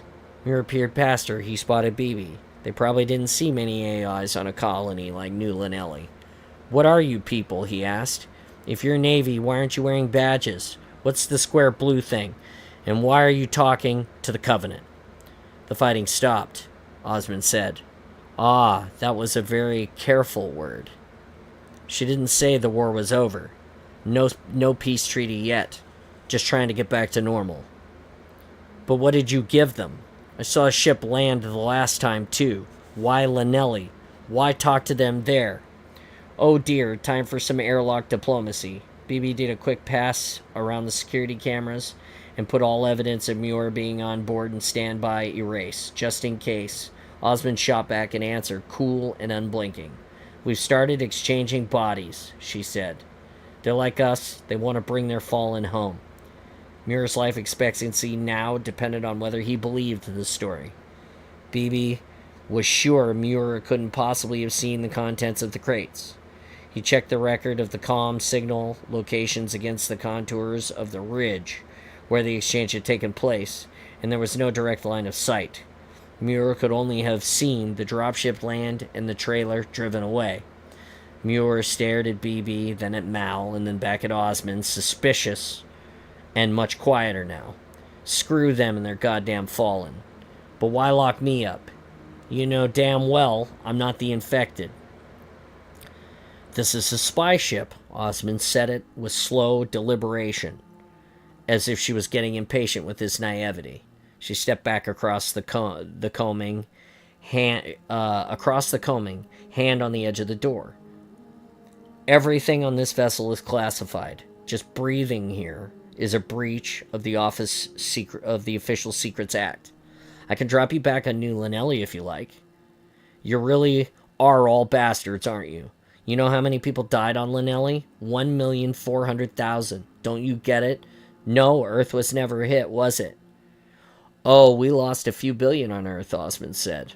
"I think we get it just fine."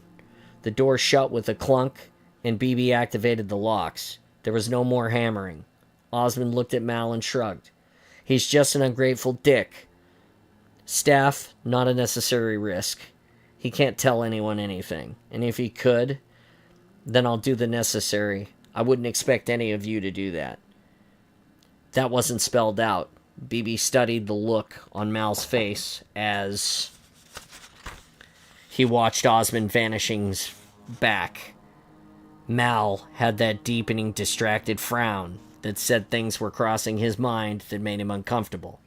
If Muir had seen arms being handed over to the Sangheili, then he would have had to be silenced, and killing other humans was something only the older troops could recall. Mal was too young to have known anything but an alien enemy, and killing hostile aliens was a clear-cut thing. Funny things, humans. They really were hardwired for anxiety about killing their own kind, whatever the history books showed. "Square blue thing," Mal whispered, leaning close to BB's hologram. "Go on, get your own back. Show up in his cabin and rattle your chains." He turned and headed down the passage to the galley. BB took another look around the ship and decided he had more in common with his organic colleagues than he liked to admit. They were all making themselves busy whether they needed to or not. Devro and Naomi had gone back to the hangar to tinker with the Spartan's Mjolnir armor, working out the easiest way to get Naomi into it. Vaz was sorting laundry, and Mal was cleaning the galley. It was all the small stuff that filled their own downtime that had to be done, covert mission or not. It made them all look rather harmless and domestic. And, as Paragoski was fond of saying, the most successful missions were the ones that were unnoticed and of little remark, where nobody needed to fire a single shot. BB hoped the squad was savoring the enforced idleness. He couldn't see it lasting very much longer. Reynes, former mining colony, UNSC temporary listening station. Reynes hadn't been a party place to start with, but a visit from the Covenant hadn't done much to improve the ambiance. Mining wasn't scientific. The endlessly fascinating CAA fact book flashed up on the planet's dismal history of Mal's HUD. Aluminum, tantalum, copper. There'd been about 50,000 workers here when the mines were operating. Now there weren't any. Unless he counted Mike Spencer. But there were still signs of what they'd been before the Covenant had launched its attack. "Where is he?" Devereaux asked. She kept the dropship's drive idling and got on the radio. Kilo 5 to Agent Spencer. "The meter's running, sir. We're at extraction. And you're not." It took a few moments for Spencer to respond. "Just shutting the shop. Wait one. You need a hand? I'm packing up the transmitter." "Working to the last moment. That's me. Now that the bastards pay me overtime." Mal stepped down from the dropship bay and decided the view was worth recording for posterity. He'd seen a lot of glassed planets in the last 14 years, but this was the weirdest landscape he could ever remember. The intense heat that vitrified the soil was enough to vaporize everything combustible and melt metal into slag, leaving just the characteristics of ice rink pools of glassy material. But sometimes structures survived. There was probably a sensible explanation for that, like a low-orbit bombardment. But whatever it was, it had left a landscape that looked like a freeze frame of a flooded town. A winding derrick, the head end of a conveyor, and something that might have been a radio mast jutted from the glass lake at odd angles, silhouetted against the thin gray clouds. The structures looked submerged rather than incinerated. Mal started walking towards the lake. As he got closer, he could see that the skeletons of the buildings were charred to the uniformly matte dark gray, like a coating of velvet. He grabbed a few images and eventually stopped about 10 meters from the edge. All he could hear was the wind. The illusion of water was overpowering. He looked down at his chest plate and dragged his gloved finger through a fine layer of slightly sticky dust. It was going to clog his filters if he didn't flush them as soon as he got back to the ship. Vaz walked up behind him. "How come it's still standing?" "Dunno." Mal ventured out onto the glass and walked gingerly between the debris embedded in it. Maybe this all blew in while the glass was cooling. It was pretty slippery, just like a sheet of ice. In some places it looked translucent, with the hint of things trapped beneath. For the most part, though, it was a dense, opaque layer of mottled grays speckled with black patches that reminded Mal of carbon from a candle embedded in a melted wax. He squatted to inspect the charcoal, velvet girder jutting out of the vitreous layer at a steep angle. Vaz followed and stood over him. "That's weird. Fancy being stuck here on your own for a couple of years. Can't do much for your mental health." They waited, kicking around at the Glassland and listening for movement.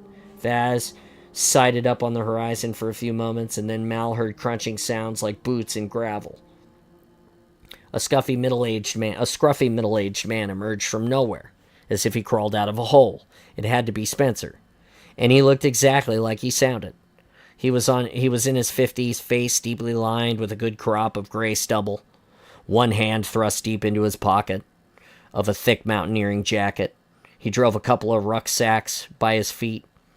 Judging by the thud they made when he dropped them, that was his surveillance equipment. "We didn't see where you came from," Vaz said. "Down there," Spencer pointed. "The mine shafts are still mostly intact." "Got that one right then," Mal said. "You ready to go now? Destroyed everything sensitive that I couldn't carry." "I set fire to my underpants, if that's what you mean." Spencer looked around with that finality of a man fixing something in his memory for the very last time. "Can't say I'm sorry to leave this behind." "Where are you dropping me off?" "We're going to RV with Monte Casino. to cross-deck you. Mal could see some movement in the ruins. Vaz spotted it too and lifted the rifle slowly. We picked up a survivor on New Lanelli, so you'll have company. Spencer frowned at Vaz and then glanced over his shoulder to see what he was looking at. It's just the Kikyar. Are they your informers? Vaz asked. Because if they are, they're on their own. We can't take the whole zoo with us. No, my boys are off camp. The bunch just drops in occasionally to scavenge for tantalum. The Kigyar started breaking cover and trotting out into the open ground, spiky chests bobbing as they moved. Most people called them jackals, but the scrawny, scaly little bastards reminded Maul more deeply of unattractive herons. Maybe it was the long beak-like muzzle or the long bony limbs, but either way, there was a reptilian birdness about them. They were clutching an assortment of weapons. One had a UNSC-issued sniper rifle. You better not have looted that from one of our dead, dickhead. The other three had Covenant needle rifles. The Kigyar with the sniper rifle piece moved to the front and seemed to be leading his mates over for a chat. Mal decided it was time to go. Then his radio crackled. Devereaux hit the alert. Guys, I don't want to worry you, but I've got a crowd of jackals here, too. Well, don't sell them the dropship, Mal said. We're on our way. Move out, Spencer. Spencer grabbed his bags, and the three of them began walking back to the dropship, trying to speed it up as they went. It was a slight uphill gradient. Mal just wanted to get out without a shooting match, but the Kigyar leader wasn't having any of it. You take, he rasped. No ours, our mines. You leave it. Mal turned and took a few paces backwards as he walked, doing his friendly act, but with his finger on the trigger. Yeah, all yours, mate. Help yourself. Fill your boots. Naomi cut in on the radio. That was all he needed. A Spartan for backseat driver. Staff, we've got a situation down here. Small dose of jackals. We're dealing with it. The Kigyar leader kept coming. They were usually pretty relaxed around humans, as long as they were getting something out of it. They hadn't exactly been Covenant zealots. The lowest of the low, as far as the elites were concerned. Less obedient than a grunt, and lacking the in-your-face ferocity of brutes. Stand by, we're banging it out.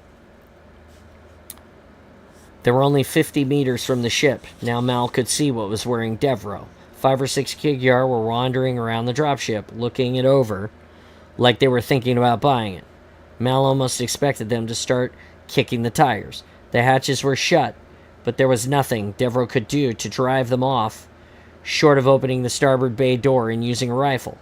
The things were so close to the ship that they were too far inside the range of the close-in cannon. At some point, Devereaux was going to open the hatch for Mal and the others. Knowing what pushy scavengers the Kigyar were, Mal decided the priority was to keep them out of the ship. They're just jackals, Vaz said, striding ahead without breaking his pace. Mal was more worried about Spencer. He had both hands full of kit. They've got bird bones. They'll break. I'll get them to move. Vaz, we're bloody well surrounded. Take it easy. The Kigyar with the sniper rifle was right on Mal's heels. If Mal gave him the MA5C and told them to all go away, he suspected they probably would. There was nothing secret about the rifle either, especially with the number being traded on the black market. But just as he slowed down to turn and talk his way out of confrontation, Sniper Jackal made the mistake of reaching out and grabbing him by the shoulder with the clawed hand. Whoa there, mate.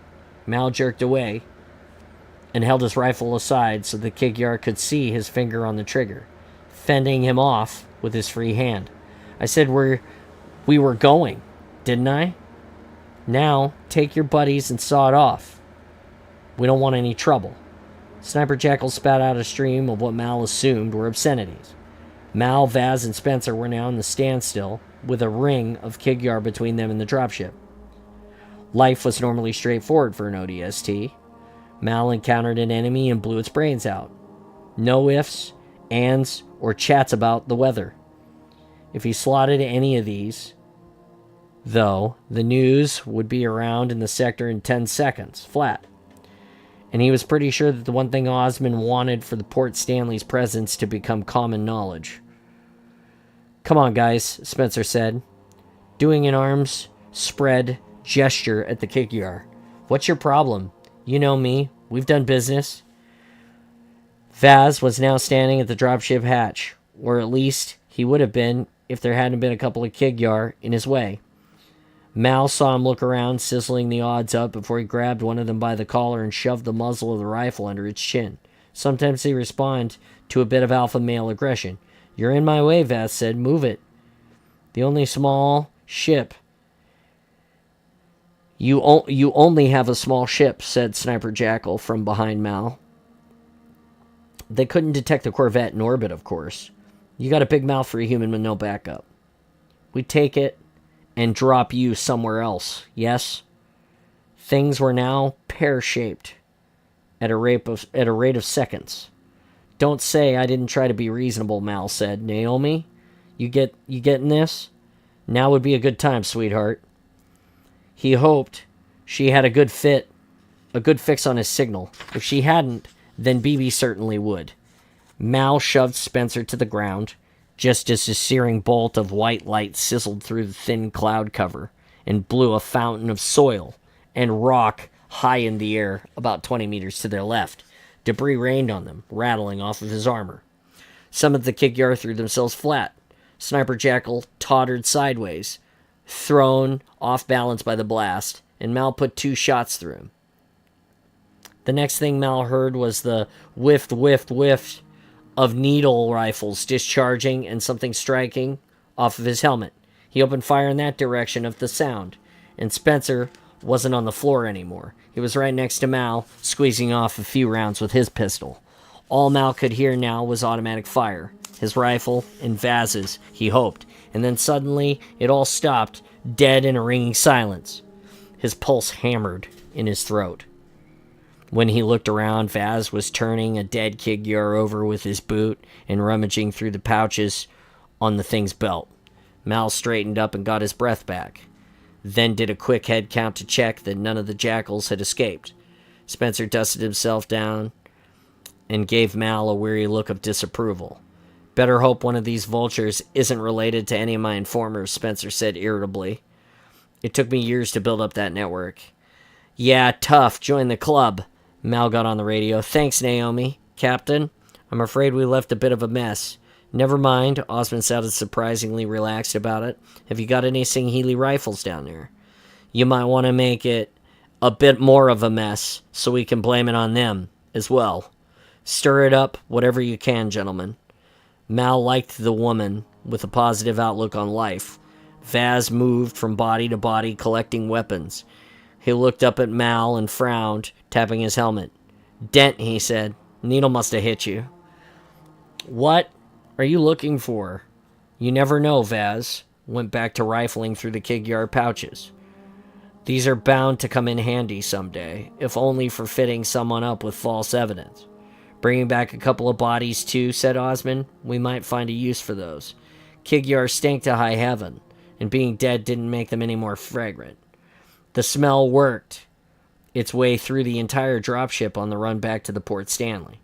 It was an aroma that Mal could only describe as mud flats at low tide after a passing tanker carrying acetic acid had shed its load on the beach. I want one of those little lavender air fresheners, Devereaux muttered, as she settled on the dropship onto the docking ring. You better get me one of those, Vaz. Mal wondered how long it would take him to live down one of the worst extractions in Corps history, but Osmond seemed perfectly satisfied. She came down to the hangar while they were unloading. Where do you want me to put the jackals, ma'am? Mal asked. Stick them in cryo, store with the Jiralhanai, she said, and as casually as telling him to put a liter of milk in the fridge. Everybody stand up and be ready to jump. Next stop, Monte Cassino. I'm going to go and do some catching up with Spencer. Mal and Vaz bundled up the Kigyar corpses in body bags and heaved them into a gurney. BB appeared and made tooting noises. I think he's a bit old for her, don't you? BB said. Do you want a hand with those? Yeah, very funny. Mal took the head and Vaz steered from the rear. Have we really got dead brutes in storage? They're next to the grape jelly, BB said. He was joking about the grape jelly because there wasn't any. But there really were a couple of intact Gerald Hanai corpses and assorted body parts in the cryo-sealed containers. Mal stared, and Vaz just shrugged. You realize nobody back home is going to believe this, he said. You realize we can never tell them anyway. Mal went back to the dropship and found Devereaux scrubbing the deck of the cargo area on her hands and her knees with good old-fashioned water and disinfectant. If you'd known it was going to be this weird, would you have volunteered? Devereaux asked. I don't think we did, Mal said. When he flopped onto the bunk at the end of his watch, he was sure that he still stank of vinegar.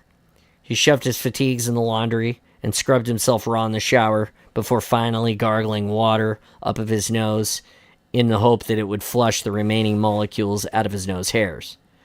At one point, he looked up from the basin and caught his reflection in the mirror, coughing and choking, and prayed that BB wasn't going to materialize in the cabin and laugh at him. But he was on his own, genuinely on his own for maybe the first time in ages, and it felt oddly lonely. The alarm woke up 6 hours later. Port Stanley had already dropped out of slip space. He walked onto the bridge in time to hear Naomi talking on the comms to the comms officer of the Monte Casino. Stanley, we're still 5 hours behind you. Monte Casino's officer of the watch sounded apologetic. That was slip space for you, a lottery of re-entry points. How long before you reach Ariadne's position? She's venting reactor coolant now, and she still can't land her crew. You mean Venetia still won't help them? Naomi said. Well, they won't let the ship land, and they're not willing to board her to evacuate the crew. They say it's too dangerous. Okay, our AI estimates we can be there in about 2 hours at sublight. We've actually got a visual on her. We'll take the crew off and wait until you show up. Stanley out. Is the boss okay with that? Mal asked. Insists on it, Naomi said. Ariadne was a patrol ship, with a complement of 30 at most. Mal estimated that it would take half an hour to secure the docking ring and cross-deck everyone. All they had to do then was stand off at a safe distance from Ariadne, just in case, and hand out coffee, the ordinary stuff. Until Monte Casino rocketed up, it wouldn't compromise OPSEC at all. Where is she then? He asked, trying to pick up the Ariadne in the starfield. Naomi stared for a while and then pointed. Here, take a look on the long-range monitor. Ariadne was just a speck of light, even at maximum magnification. The marbled crescent of Venetia seemed Jupiter-sized by comparison. Not very efficient, the Covenant, Mal said. You'd have thought they would have just glassed Venetia early on. Naomi just grunted.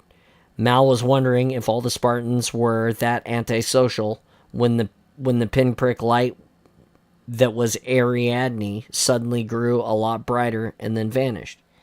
He didn't say anything for a moment, and neither did Naomi. Then they looked at each other. I hope that's not the reactor, he said, but knew it bloody well was.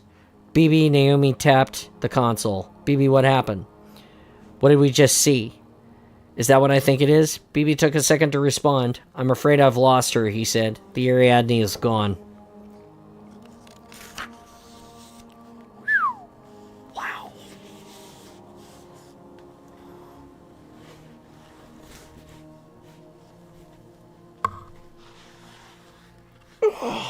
Sorry, just stretching.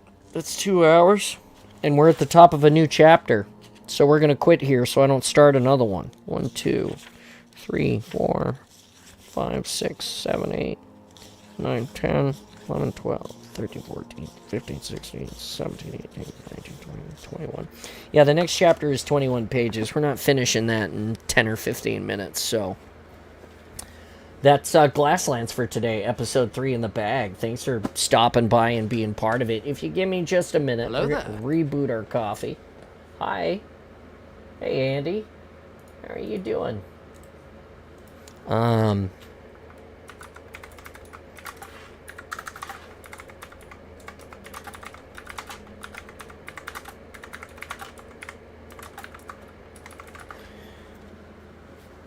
Okay. I'm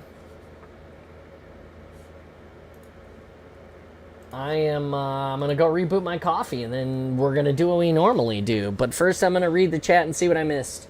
Da, da, da, da, da, da. Been here since Lucy shot the engineer, right? Kind of sad. She did it on accident. Let's see here. I love serious opinions regarding Vaz. I have even more serious opinions about Parangoski. Okay. Thanks, Pence, for chatting for a bit. It's good to see you. Lurks in the corner with popcorn, collecting Spartan points. He does that. He's one of our biggest subscribers and supporters. Installation 00 does the same. Shares popcorn. Sweet or salty. It's garlic parmesan today, so savory. Okay. Now I want popcorn too. Maybe once I get off the hold with Microsoft. I like that they make us popcorn every Thursday at work, so as a morale thing. Oh, that works perfect because then you get to eat the popcorn while you're listening. Keeping the stream up a little bit. Okay. Been here since Lucy didn't want to interrupt. Oh, you guys are always welcome to chat. I just don't respond in the first, while I'm reading. I think that people have started to figure that out, and I'm grateful that they don't just blast in here and, play bullshit over the sounds while I'm trying to read so that people can actually enjoy the reading. Here's what's going to happen. Again, I'm going to go refill the cup, the Book Daddy cup, because it's the coffee is at the bottom and it's cold because this doesn't keep the heat like Spartan John's big cup. And then we're going to turn on the Halos and hang out and play some games. It's, all of the funness. In the meantime, I'm going to leave you with the chair and the wonderful OST that Installation 00 allows us to borrow from him while we read and craft and do all the things. All right, sit tight. I'll be right back. Thanks for being awesome with me today. We are 837 follows on Twitch, now with 52 subs. Thanks, Pens Halo, for the resub. By the way, that resub is 13 months at Tier 1. 13 months strong, man. I am so grateful for you. Thank you for sticking with us all of these days. Here's the heart for you. You're the best. All right, give me a second. I'm going to go get my coffee. I'll be right back. Watch your chair. Oh, legs. I have legs? No way. Oh, I have legs.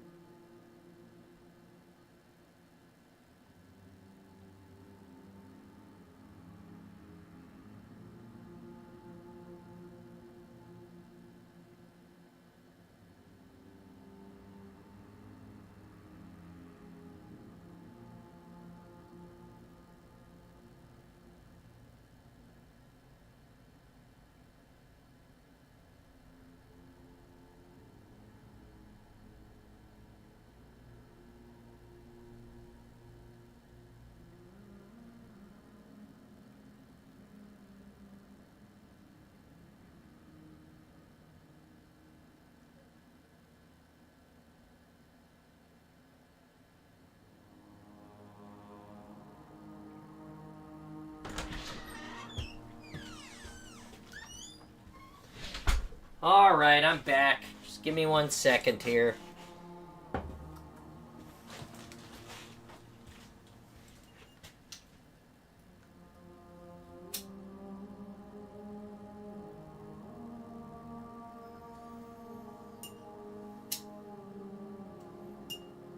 Just booting up the smell goods over here.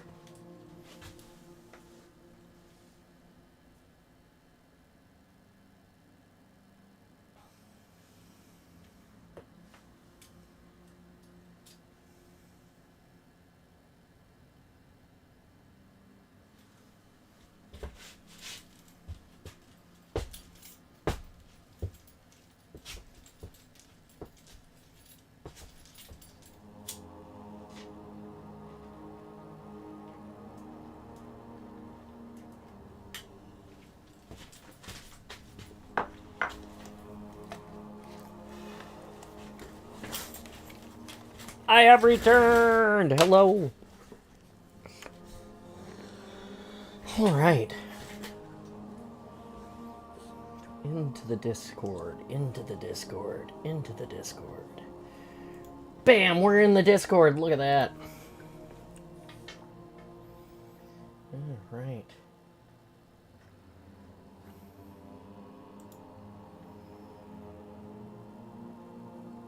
Okay. Let's see here. Playing Halo now, right? Is that what we're playing? You guys ready for some hockey today? Don't forget, everybody who's watching The Awesome, if you're interested in spending more time with Spartan John today, when The Awesome ends, I'm going to take a little bit of a break. And then my plan is to come... Wow, that ended just perfectly, didn't it? We got the end of the music right as I was switching over to Infinite.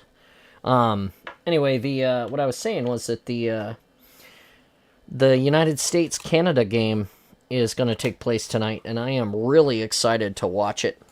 I cannot wait to experience, you know, the intensity of some really good hockey.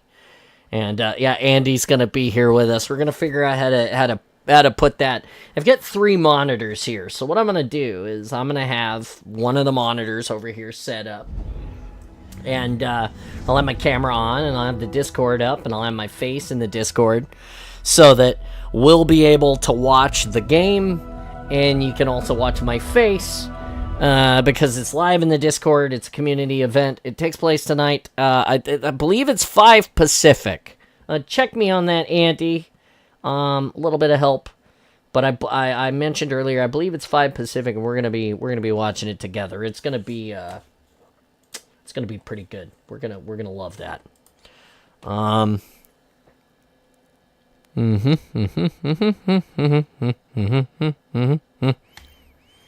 We go to the game scene because that's where we are. It's that time.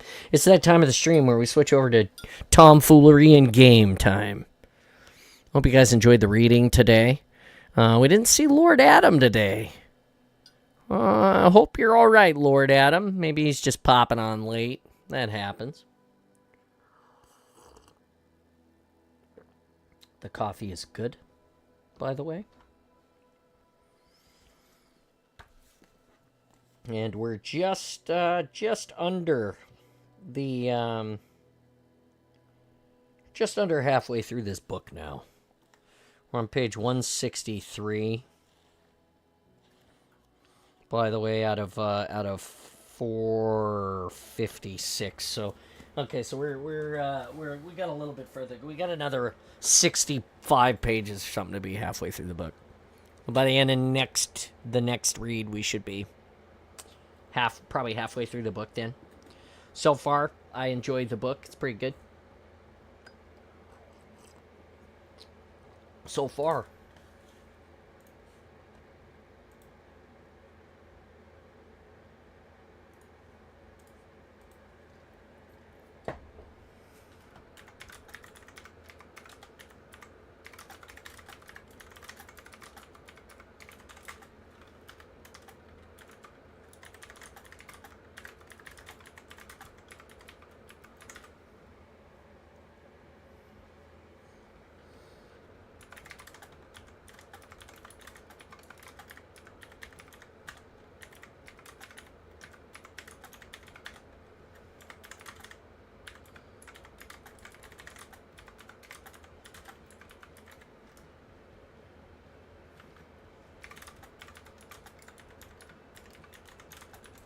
I'm just answering somebody asked me about why they couldn't get a hold of me because my email was broken. I had to fix it yesterday. 8 p.m. Eastern, 5 p.m. Pacific. Okay, yes! That's exactly what I thought. 5 p.m. Pacific. So what we're gonna do is we're gonna have that community event. We're gonna be sitting here, watching the game, having a blast. I'm excited about it. I hope you guys are too.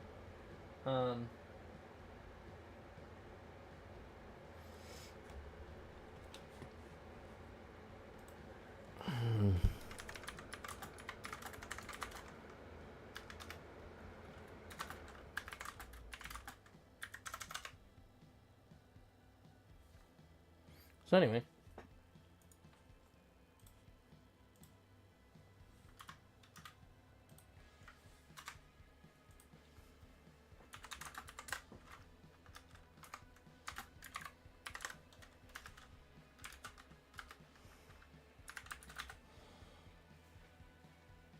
Okay. Here we go. It's time to warm up and play. Multiplayer. We'll go like this. Oh, do we want a 1v1 showdown? Do we want to play that by ourselves? I don't know if I want to do that. I don't know if I want to do the 1v1 showdown today. I'll just hop into Delta. No, you know what? I'm going to play Husky Raid. It's my favorite mod. I'm going to play Husky Raid. Fuck it.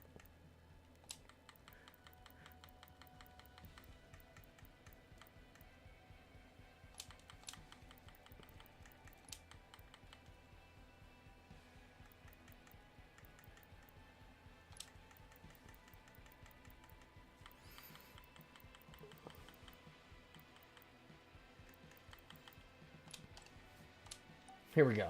Husky Raid. How was the reading today? I thought it was great. We just switched over to this.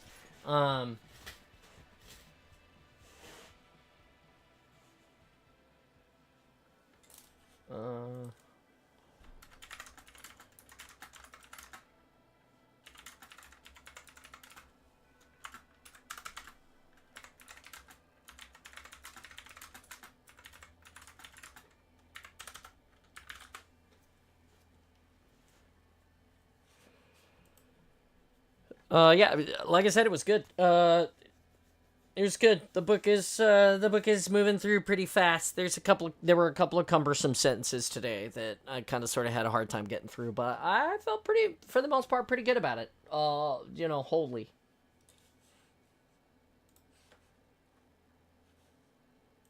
How are you this morning? Well, it's afternoon for you, but you know what I'm saying.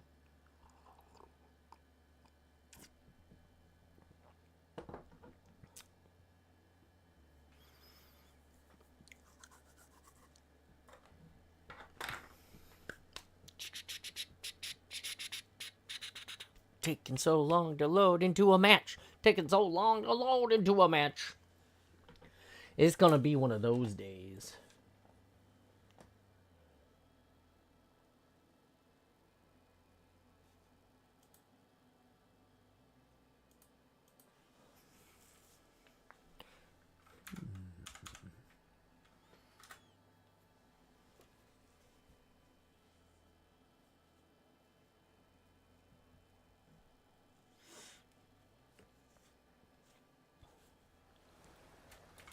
Husky Raid.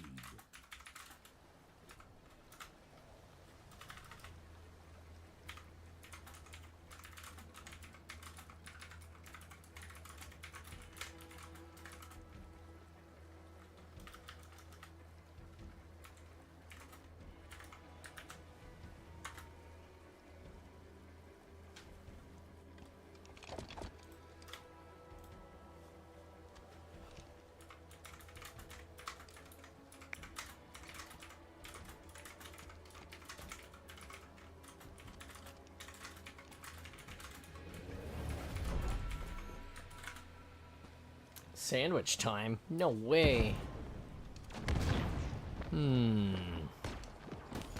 Unsure if I should sandwich now.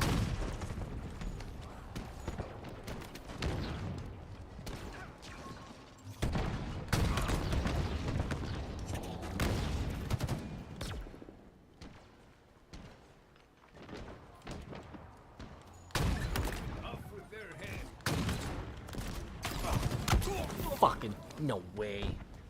Also, Sandwich Rain in MM might be coming. Oh my god, no way! I cannot wait. Sandwich Rain.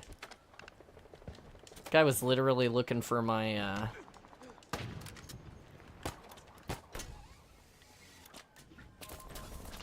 Damn it. Why you guys gotta be shooting at me?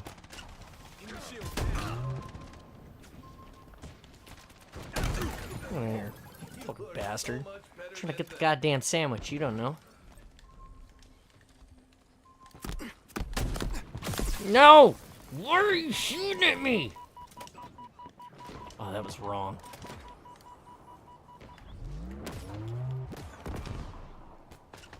Oh, fucking missed him too. God damn it. Give me that. Dick. I don't give a shit about none of that other stuff right now. Just want the sandwich! I think, did I get it? Damn it. God damn it. Why? Why? I just want the sandwich.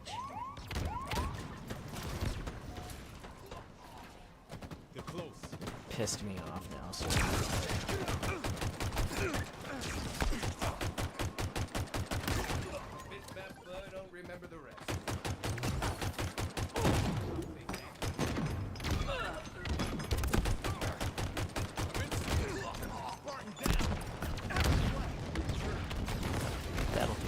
That'll do. I'll take the death.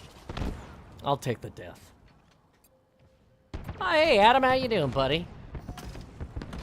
Okay, we're going back for the sandwich now. Hopefully we didn't lose it already. Oh, fuck. Fucking Jesus Christ. Ka-chow. Alright, here we go. Sandwich is fuck. Sandwich is gone. We deposited the sandwich on the planet, and it is gone. God damn it. Sorry, guys, we didn't get the sandwich this time. I guess now we're just gonna have to win. Makes me so sad. I wanted the sandwich so bad. Skewered. Tasty. Time to pay attention to the game now, Johnny. Come on, buddy.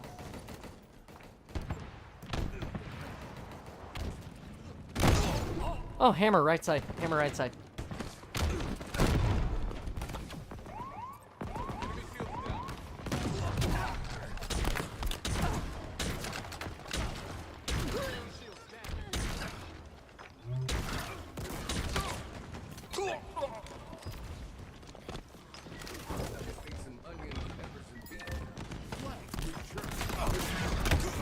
That was a bad shot. I'm doing good. Just playing some Halo, trying to warm up. First match of the day. Chose Husky raid. May have been a poor choice. We'll see. Missed him.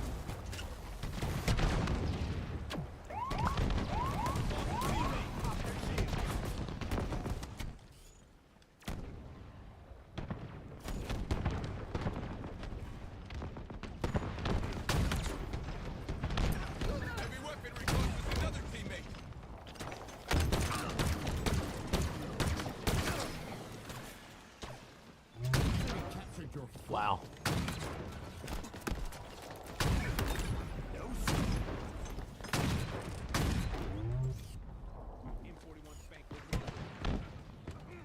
No, I'm out of bullets, of course.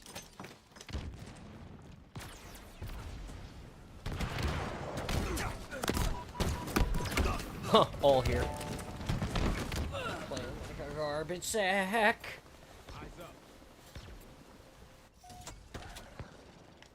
Sandwich rain. I missed that guy once or twice again. Sandwich rain. I can't wait for Sandwich Rain to happen. Have you heard the new lore for that? Yeah, I'm familiar with it, but I haven't read the book or gone crazy into it yet myself. Me be mid.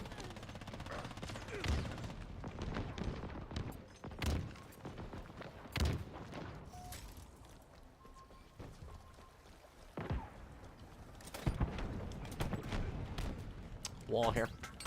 Grenades in. One going right side to arch with hammer.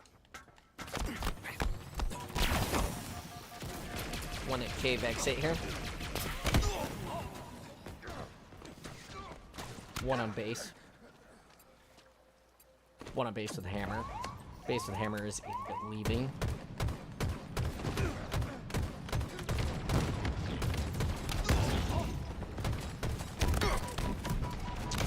No. Nice job, dude. Way to get away.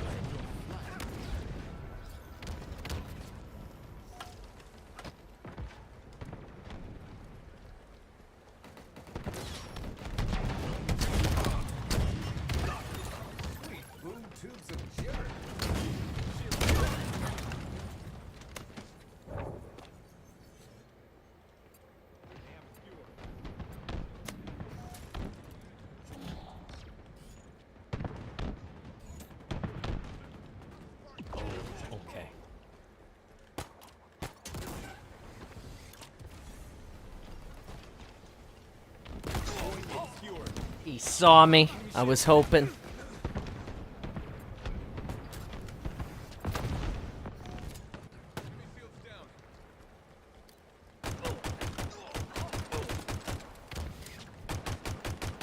You dumb bitch. Thanks for the sniper rifle back.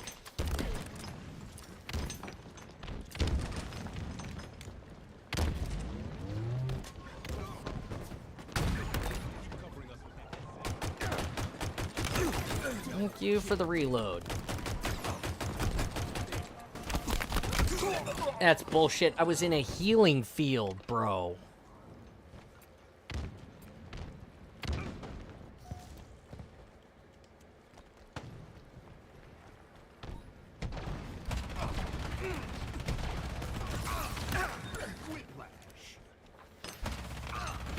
Oh, sword there. Bad news. Sword right side arch.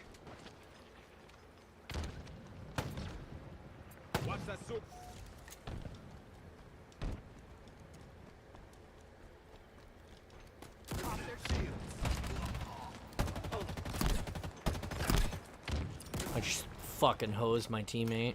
Poor guy. Oh, God, and then I got blitzed. Yowzes.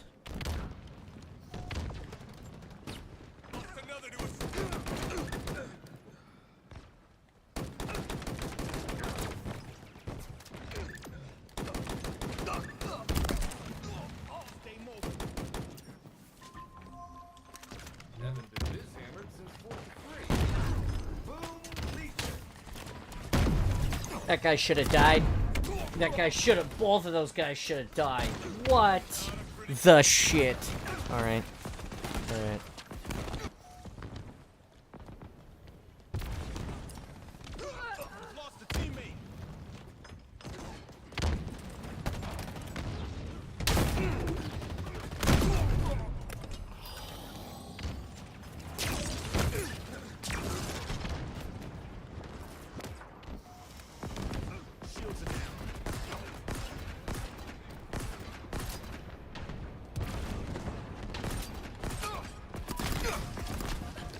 Oh, two here. Shit.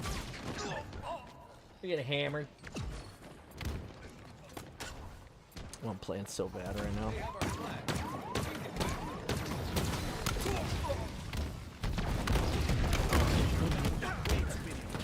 It's hard. So what do you think about what do you think about what you have heard? I heard that it takes place shit.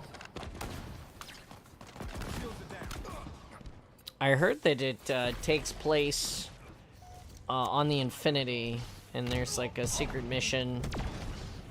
It's pretty interesting. Thank you for ending it. Thank you for ending it. Thank you. Thank you for ending it. God, that was terrible.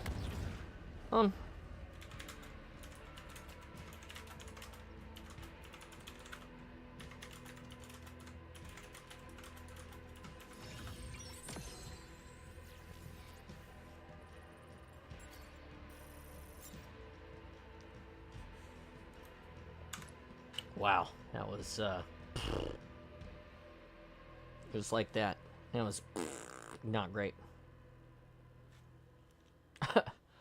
Is there anybody out there who wants to be in here with me? Anybody? Oh, hey, Kevin, you're here. I didn't notice that you had snuck in. Yeah, I was being quiet. Well, thanks. Well, no infinity. Weren't you talking about the book yesterday, Kevin? How are you enjoying the book so far? I like it. The new book? Yeah. Stuck at work. Yeah, I hear you, Andy. I hear you. Normal day for everyone. The worst part about streaming this block happens just before and as Halo Infinite starts, but the 6 month. Oh, okay. But before the okay. So I thought it was during the part where Chief was floating in space.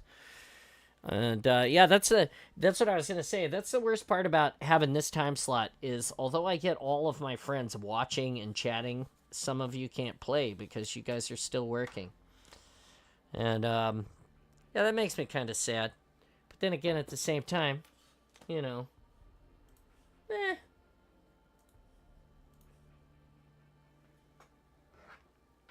you know how that goes. You know how it goes. How it goes. You know how it goes. 3 items will be delivered today from Amazon. Ooh, did they already get delivered? Sorry, I just got an email. I want to make sure that I'm not messing up. None of my stuff is getting messed up here. I'm expecting a hard drive for my PC today. Kind of important.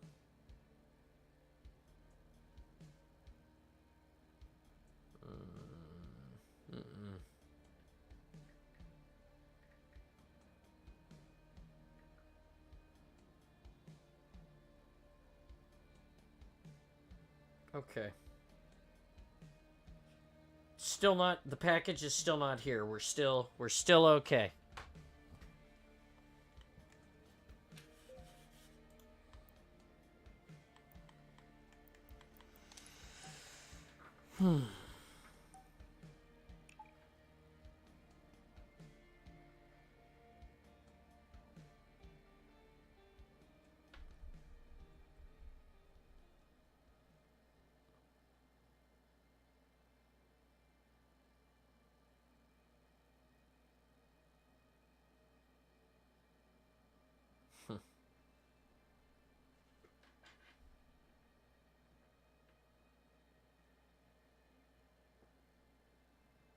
Waiting on a loading. We're playing Husky Raid, by the way, Kevin. So get ready for that. You're I know it's your absolute favorite.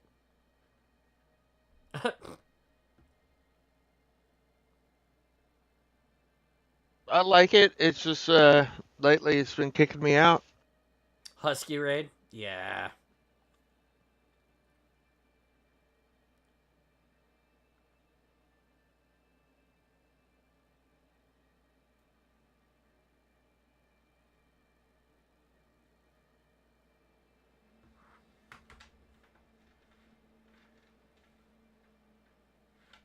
Yeah, it's a tough one, isn't it? Husky Raid.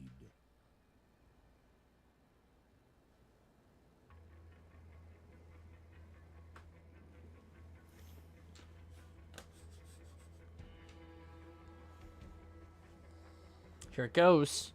We got a match! Yay! So do you know that all good old team returns? What do you say? Happens before Halo Infinite starts, before the 6-month time skip. The book takes place, just Cortana takes herself out. Oh, okay, I got you. I'm down. Did you hear about who returns? Yeah, Copenhagen popped into the stream and said one of the old Spartans. I wanted to say he said James. We've lost a teammate. One down. This is regular. One on each side. Still one here. Still one ramp with plasma rod cannon gun thing.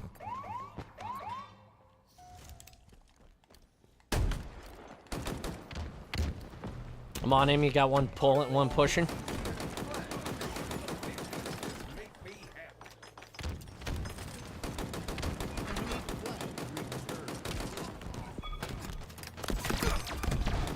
I'm dead. I'm dead. I'm dead. Flag is returned.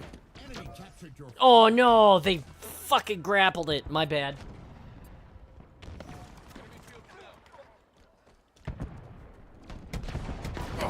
Oh!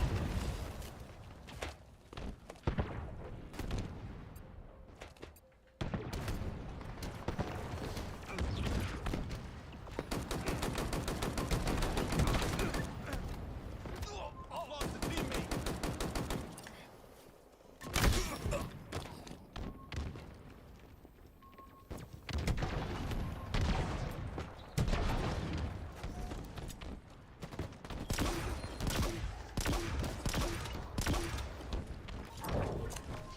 Wall here.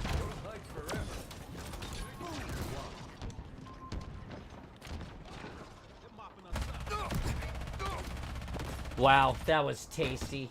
Gah!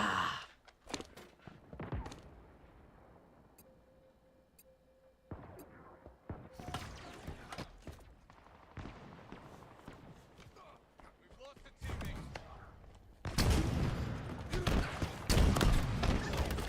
Sweet boom tubes of Jericho.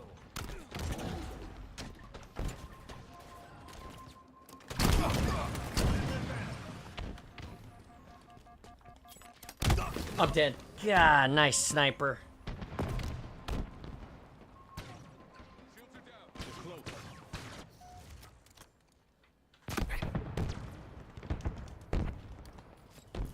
Start checking the stream stats on my phone. Trying to pay attention. I didn't tell you guys, I had a PC thing happen to me today. I was helping a friend of mine. I was being a super good dude, which we like to do. And I was helping a friend of mine, and we tried to do we were doing some game testing, some network gathering information with the Steam Link system. And it turns out that with the Steam Link, you can command a person's entire computer. You can log right into their PC and actually, you know, get into Windows. You know, go into the task manager, look at a bunch of stuff. It's kind of crazy. And so anyway, so after I got done doing that, in order to do that, I had to install a driver. Automatically Steam installed some sort of other driver, and that driver caused me to immediately have something. My computer crashed all the way to my computer crashed all the way, like literally would not boot. Had to unplug my monitors, had to unplug my RAM, had to shut it down, had to reset the BIOS, just refresh it. There's a button on the back of my motherboard that allows me to recycle that if there's a problem. Then I had to wait, 10 minutes or whatever it was for my PC to figure itself out. And then when it finally came back on, it said, hey buddy, there was a configuration error based on something that you changed and we weren't sure. And then it actually reset my Windows. It set me back to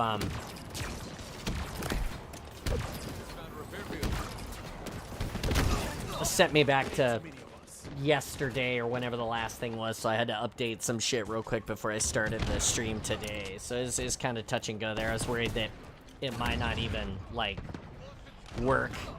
But we were fortunate enough to get it fixed, which made me the big happy, because, here I am hanging out with you guys. What?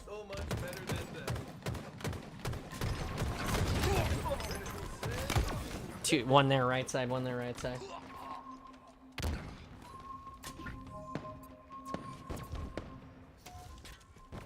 Sniper.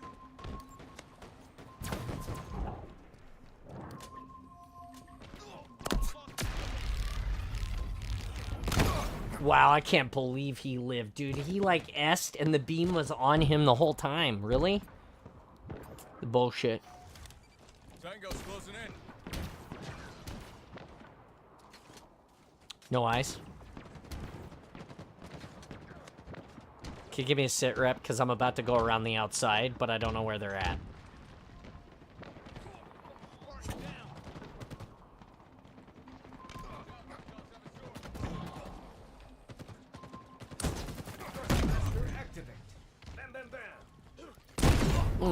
Hammer behind pillar. That would have been a nice thing to know. I've heard that the battles in the new book are quite good. I believe you. There's one here. That sniper. It's a hammer Oh, right pillar. there. Yep, there's two at pillar. Oh, that was interesting. The flag just reflected her grenade back at me. I hit the flag portion. They got two walls.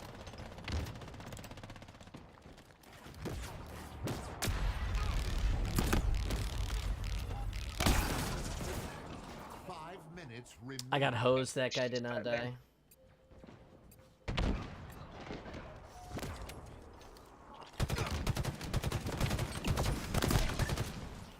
Nice whip. Hammer in the base. Hammer in the base.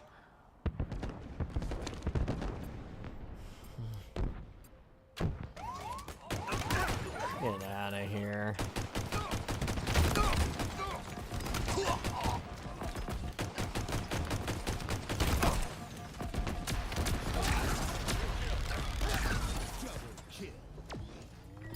We're down one. We need to nut up and get these assholes.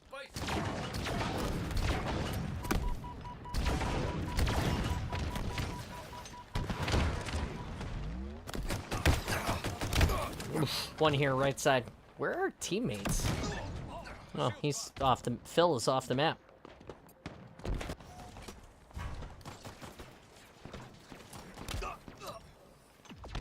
Right.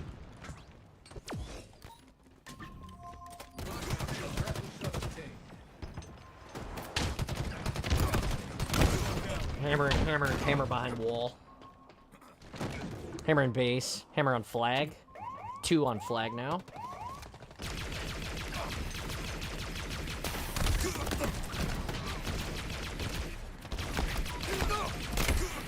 Please tell me you killed that guy. Oh my god. They're not even paying attention to the guy that's just killing them. Enemy captured your flag. Down two now.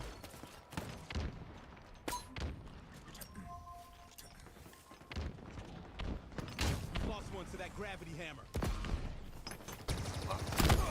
One left side hammer.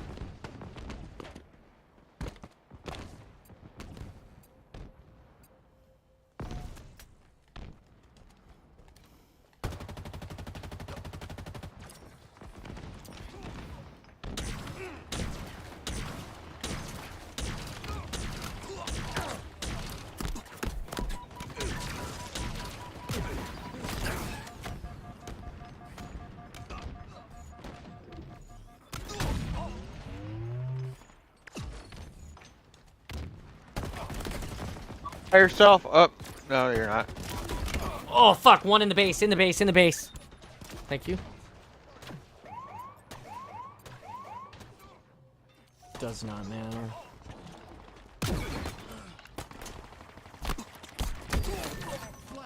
There's no way that all those needles got me.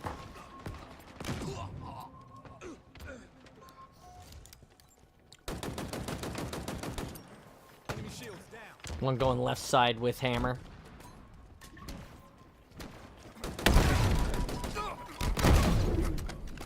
It's over. I have a sword. Lost another to a sword fight. Tango's closing Enemy in. captured your flag.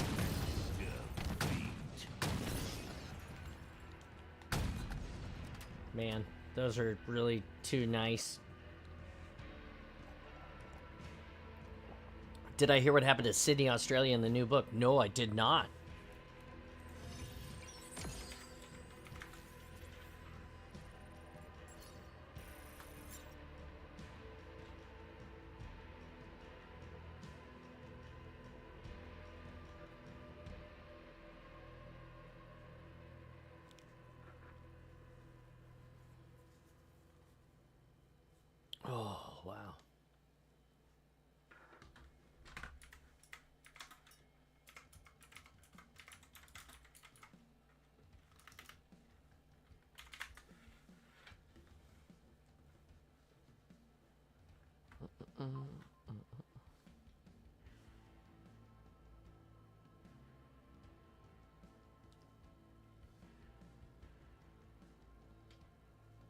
Okay.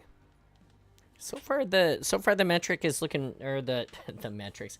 So far the stream is looking pretty good. Everything seems to be. How's the volume? The volume been okay today, guys? I'm just double checking, making sure it didn't like.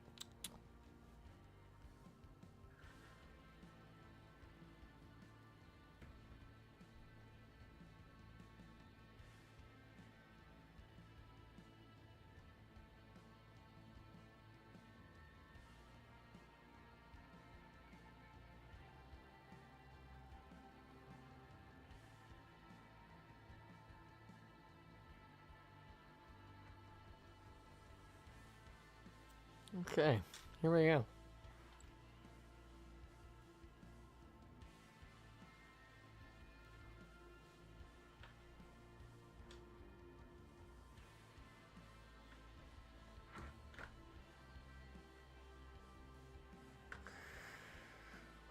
All right, Kevin, I'll switch this to Delta, I think, for a few minutes. That's what I'm thinking.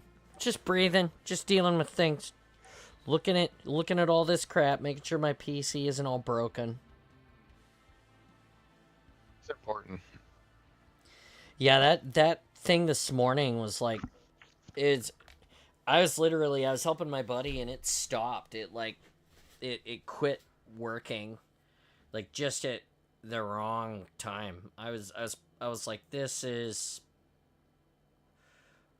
crappy.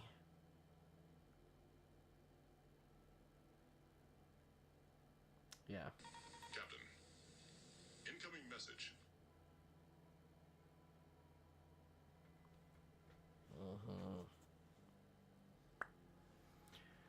Searching. Searching.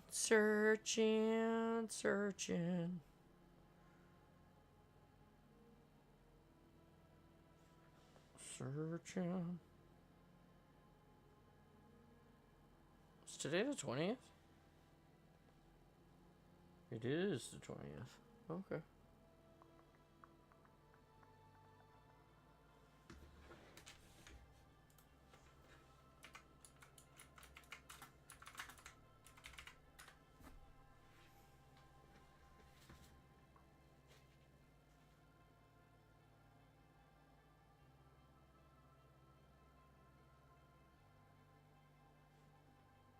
Come on, baby. Come on, it's gonna take forever to load. It's gonna take forever to load. 2 hours and 43 minutes into the awesome, by the way. Good, it's a good day today. Don't forget to get yourself a good, tasty snack. Today I'm having another one of these great crackers from Trader Joe's. I love them so much. And the Spartans load on the planet where I literally nuke the entire civilization.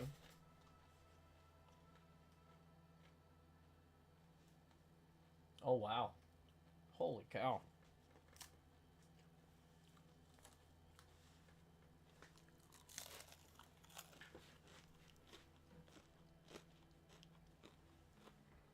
Mm-hmm.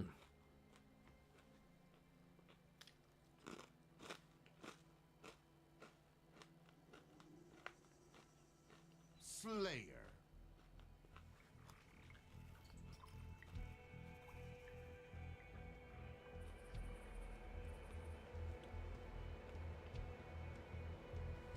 Off mic right now.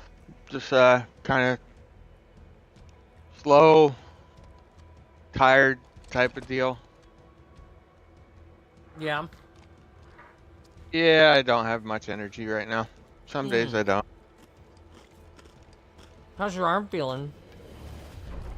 Arm's feeling great. Old school simplicity. Well, at least there's that. Kills more better.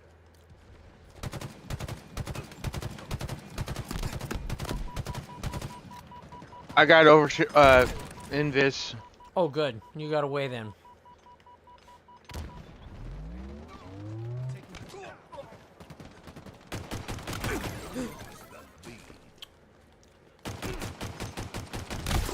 Oh, sword on my ex. Sword on my ex. He's in the middle.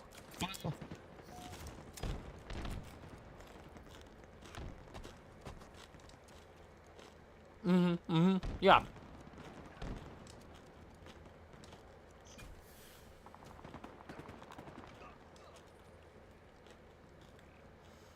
Have you already been listening to it, Adam? Did you download the audiobook? I almost feel bad for him. Emphasis on almost.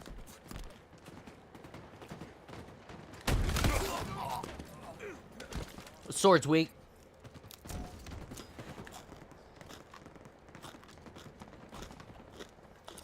Eyes up.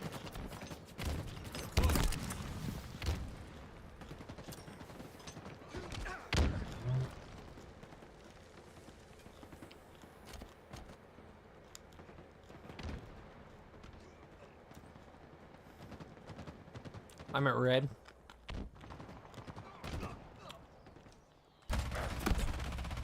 Center. Oh, green, green. Two at green top. Been 20.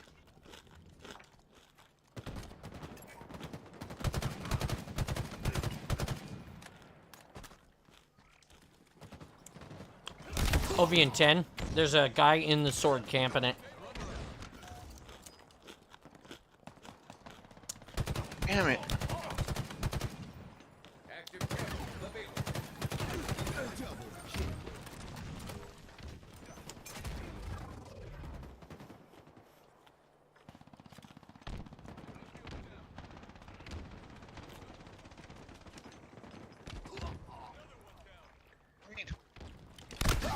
Thanks for the sword, bitch bag. Oh, sweet baby blade of mine. Where are they?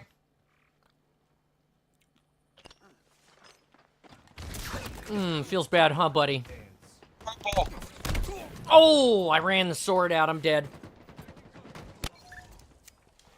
Legendary YouTube should. Oh. Oh, okay, gotcha.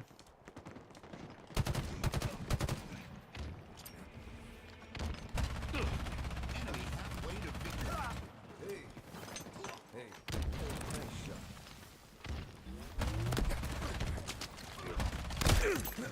Sorry, Master Cheek.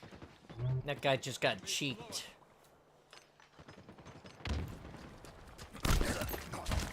And that guy too.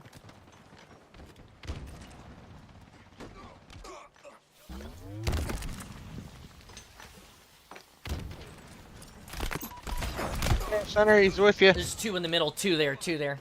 I can't believe I didn't stick him. That was bullshit. God, they were sure trying hard to kill me there too.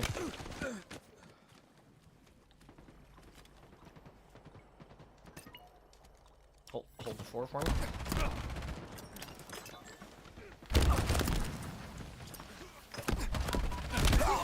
Traded at sword. Sword's up in 2.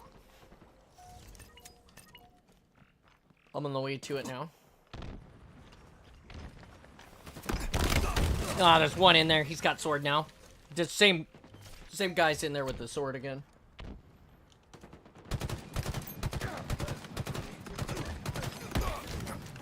Did you get it? Did you get it? Please tell me you used it. I got it. I'm down 2 red side now. Red. 2 red.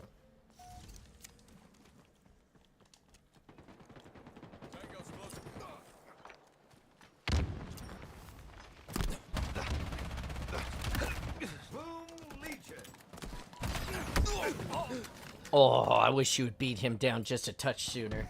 You could have saved my life right there. It wasn't close enough. Got one on red top, red top.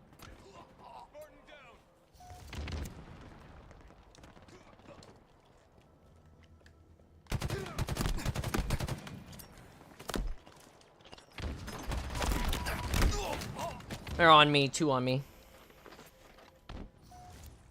We had a guy drop out. Of course we did.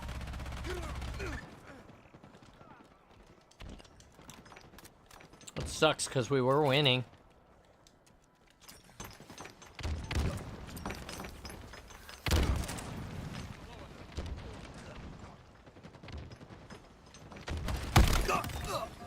Enemy Spartans are closing in.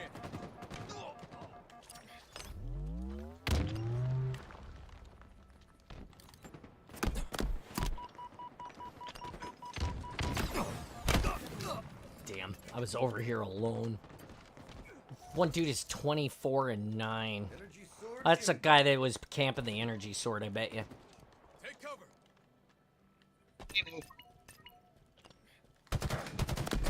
Energy sword available. Down 2 guys on sword now. Defeat. Hey, you too, Adam. Have a great day, buddy. Thanks for stopping by.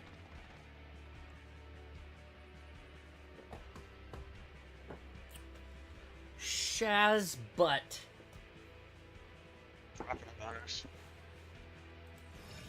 What happened? Down on our team. Yeah.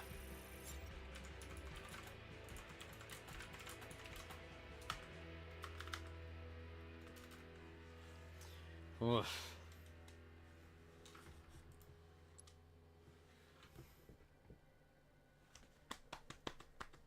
Wow. That was rough. Bye, Adam. Thank you, buddy. Have a good day.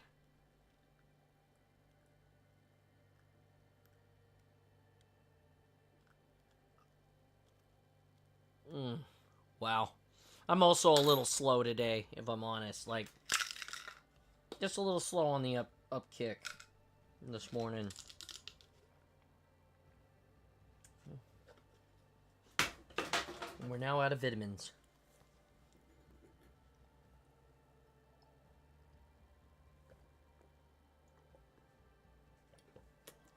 I'm gonna go reboot my coffee and pee one more time, Kevin, before we start the last hour of the awesome.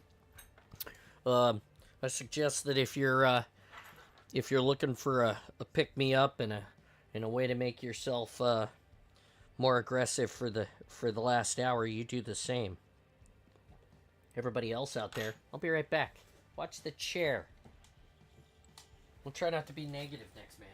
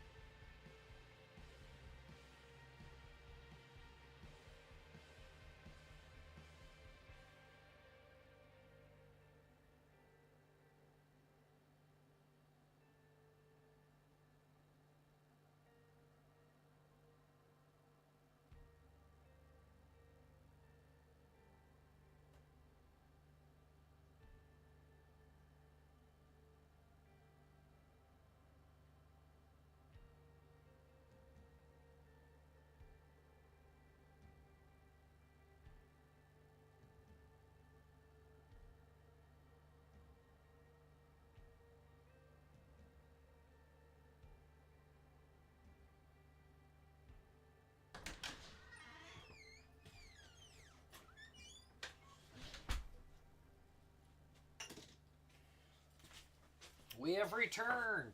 By we, I mean me. I don't know where Kevin is. Just give me a second. I'm going to put my headset on and find out. All right, I'm back. Can you hear me, Kevin? Is Kevin dead? You're not dead, are you, Kevin? Here. Oh, okay. Hey, Kevin, I know I missed your birthday.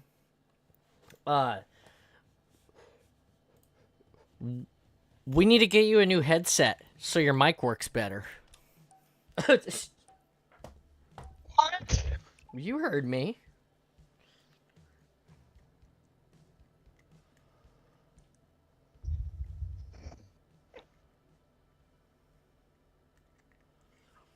Mm-hmm. Mm-hmm. It seems like it was working fine and now it's not. I hear you now. Yeah, sometimes it works, sometimes it doesn't. It's really strange. I feel like you said it was a barrel connector. Like an old school barrel connector. It plugs in the bottom of your controller. Is that correct? Yeah. I think it's your controller that I don't necessarily think it's your connector that's dying. I think it might be your controller, the port. You don't tell me that my Halo Elite controller is malfunctioning. Because you can't replace it? Yeah, I know. I've already rebuilt mine twice.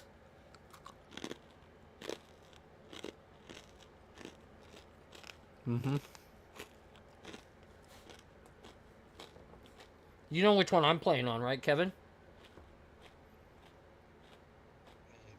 Halo, right? The Master Chief Elite one? Yeah. Yep. I've rebuilt it twice.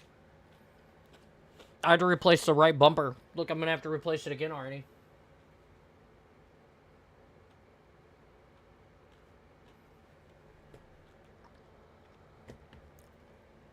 I had to take it apart because it was out of warranty and actually go in and change the button for the right bumper. And the right bumper itself because the little plastic armature that it hangs on sometimes breaks. Slayer. Mm-hmm.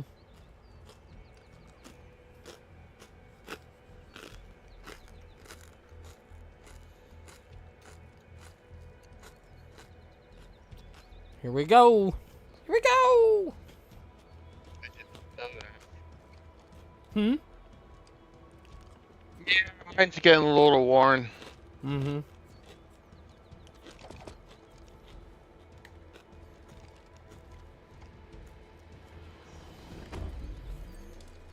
Kill to score, score more to win.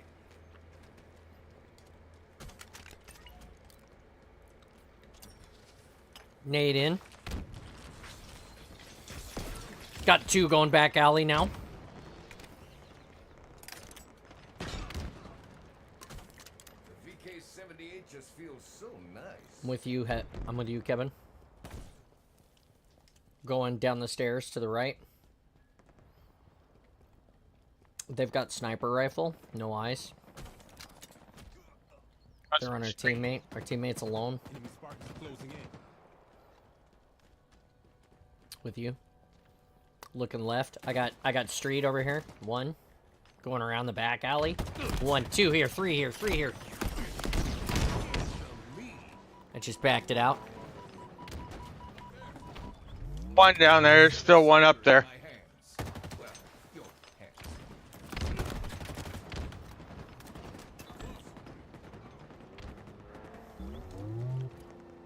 Hey.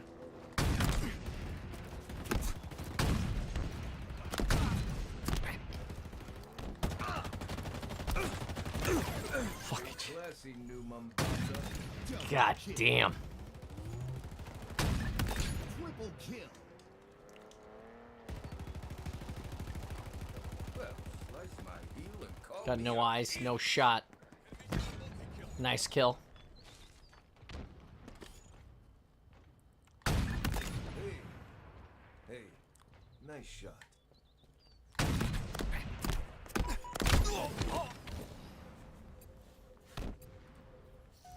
Yeah. Light leaving. Here with you. I'm on OV now, behind you. Overshield inbound. Still on OV. They're all at Hog. They're gonna push their sniper. Hog is... I think Hog is gone. I got OV and I'm coming to you guys.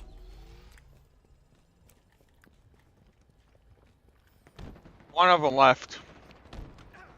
That tracks.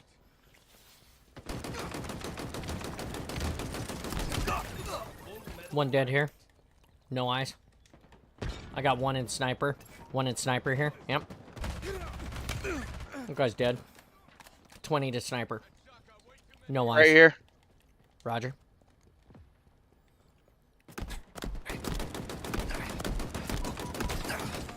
S7 inbound. Wow. Can't believe he got me. Nice job, dude. One at sniper on street. S7 available.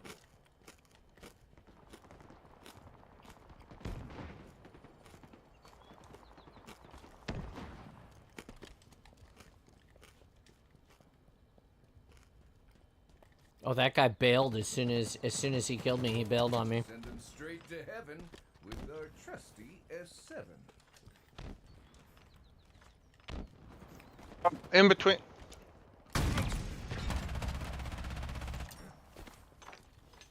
He's on top. He's on top heading to you.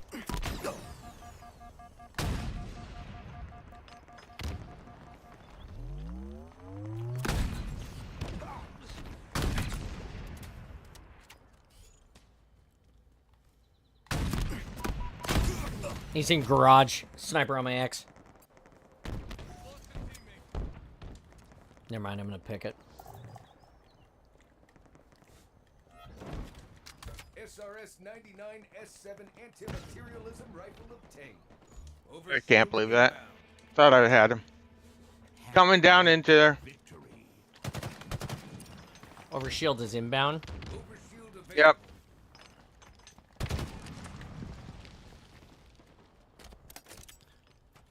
Going.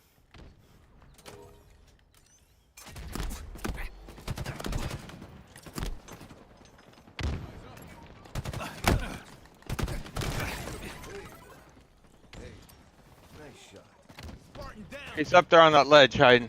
Overshield is broken on the ledge, rudder.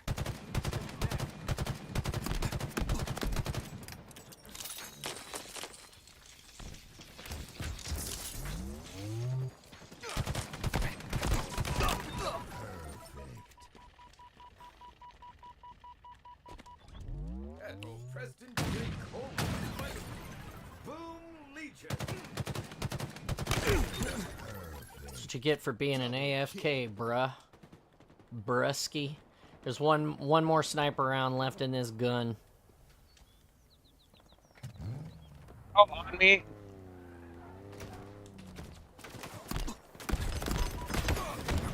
There's two on me in the street. I got careless and jumped on a hog. I shouldn't have. I knew better.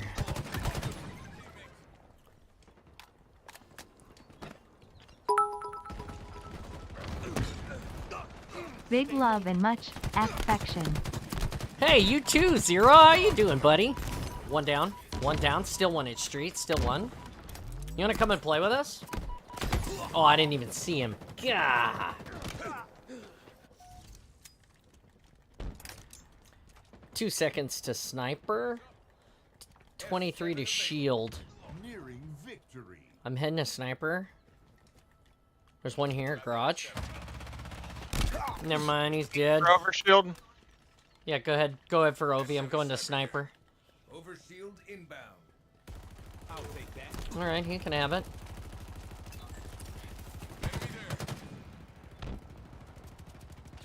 Overshield available. Makes me feel bad. Did you get it, Kevin?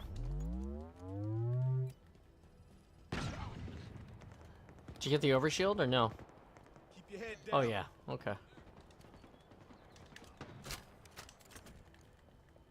Sorry for not being all active. Work is work. Nah, man. Thanks for being part of the day. Feels bad, man. I didn't get credit for even chipping that dude. That's gay. I mean, sorry. Energize 'em. That was not good.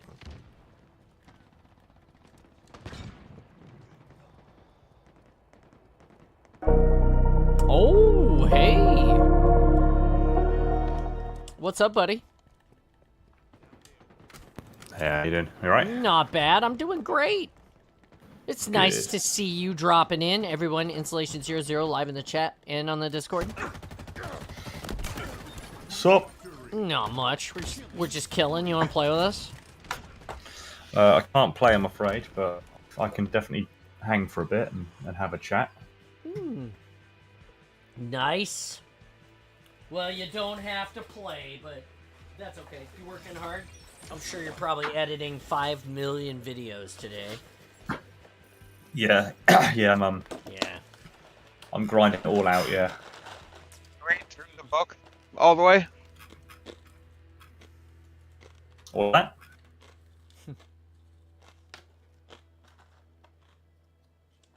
Through the full book.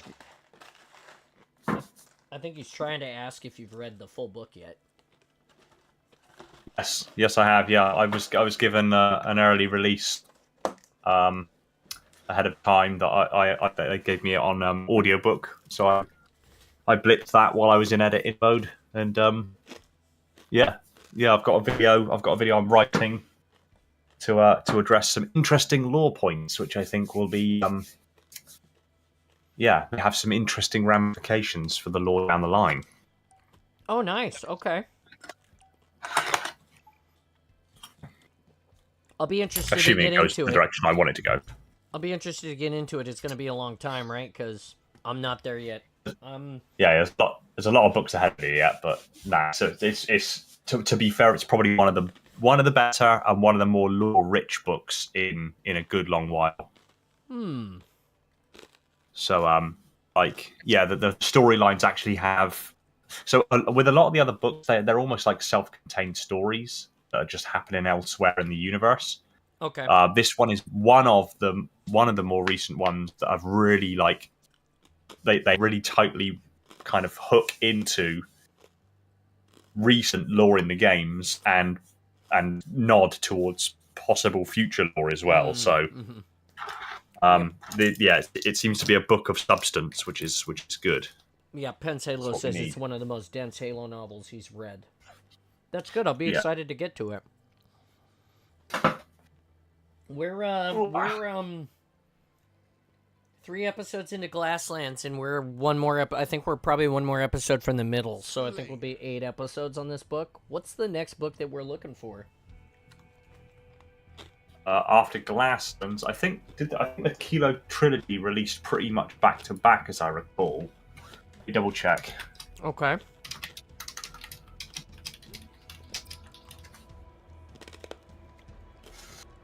So yeah, where are we? Yeah, so yeah, after Glasslands, you're gonna want to read the Thursday War. Okay. All right. And then after that, it begins the Forerunner trilogy. Okay.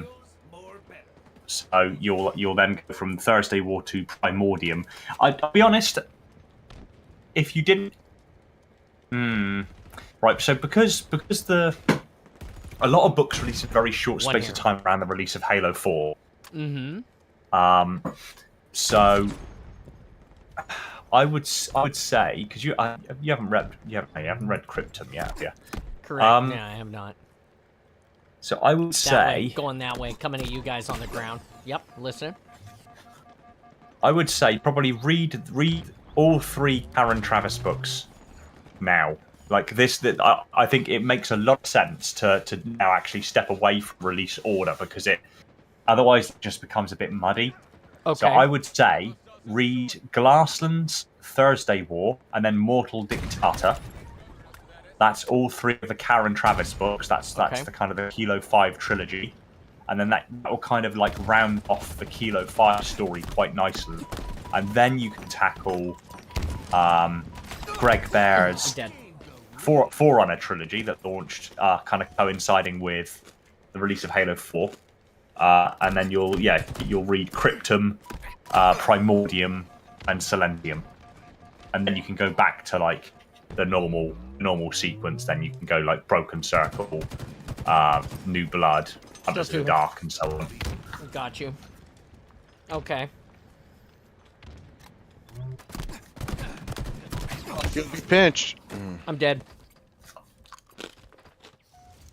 I mean, I say that because like I read like the Kilo 5 trilogy and the Runner trilogy of books like back to back. I read like I didn't necessarily read them in release order. I think I actually read Cryptum, Primordium, and then Silentium.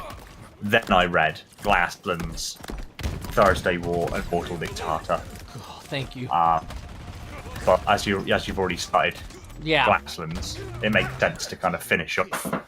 Okay. It makes sense to finish off the Kilo 5 trilogy. Jake Cole on a bicycle.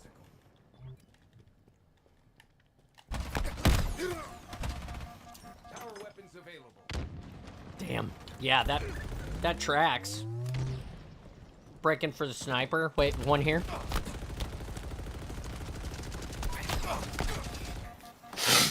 I sport that one. Shit, I'm down. I'm down. Ooh. Double check actually that that's lined up nicely. Oh, so we should definitely contact customs about our package. It's still not there. It is still not here. It still shows that it's in transition, like they're transitioning or processing it now. But Right. I received a name tag that I had made for my new 405th position, and that showed up today, and Right. I just Ow. ordered that. Like Right. less than, I want to say it's been less than 2 weeks. So I know the fires may have severely impacted the post office and stuff, but it's a little bit. It's silly now. Yeah, now that something else has come through customs, it's, yeah, I'm a little. Yeah.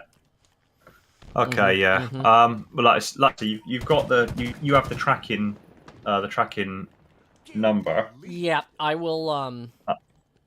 Yeah, I'll do the. I jumped through the hoops and submitted a thing about it already, and they still have not responded. So I'll send another one out and see what I can do. I'm down. See, I'll see what I can do from my end as well.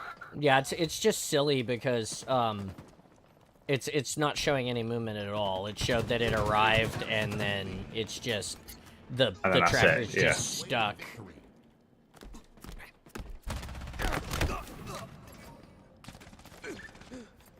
I'm 4 and 7. I need to play better.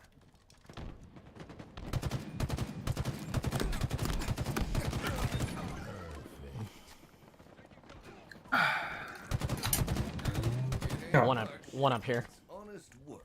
God damn it. Oh, I'm getting chipped from 2 sides. God damn it. Exactly, you're right. Today's one of those Halo days, I feel like. It's not terrible, but it's not great either. Yet. Oh, I do want to make a play on, I do need to work on making a play to get a hold of, Send them straight to heaven with our trusty and something like bamboo or something like this. Right on you. Right here. So that we can, I wanna get on board with them if I can before they release their big format Core XY printer. I would love to replace my my Cobra with that. Because it will be like 2 dead. It will be I mean, for lack of any better like conversation, practically idiot proof. One in the center pushing energy sword. I got no other eyes. Wait, I got one over here. One over here.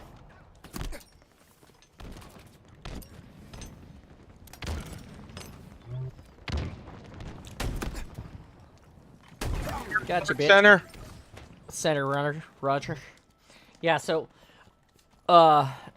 anyway, I wanted to have a tiny conversation about that one. About that. Yeah. And then there's something else. Something else I was supposed to talk to you about, but I can't think about it at the moment. That's alright. Just ping me a message when or whatever.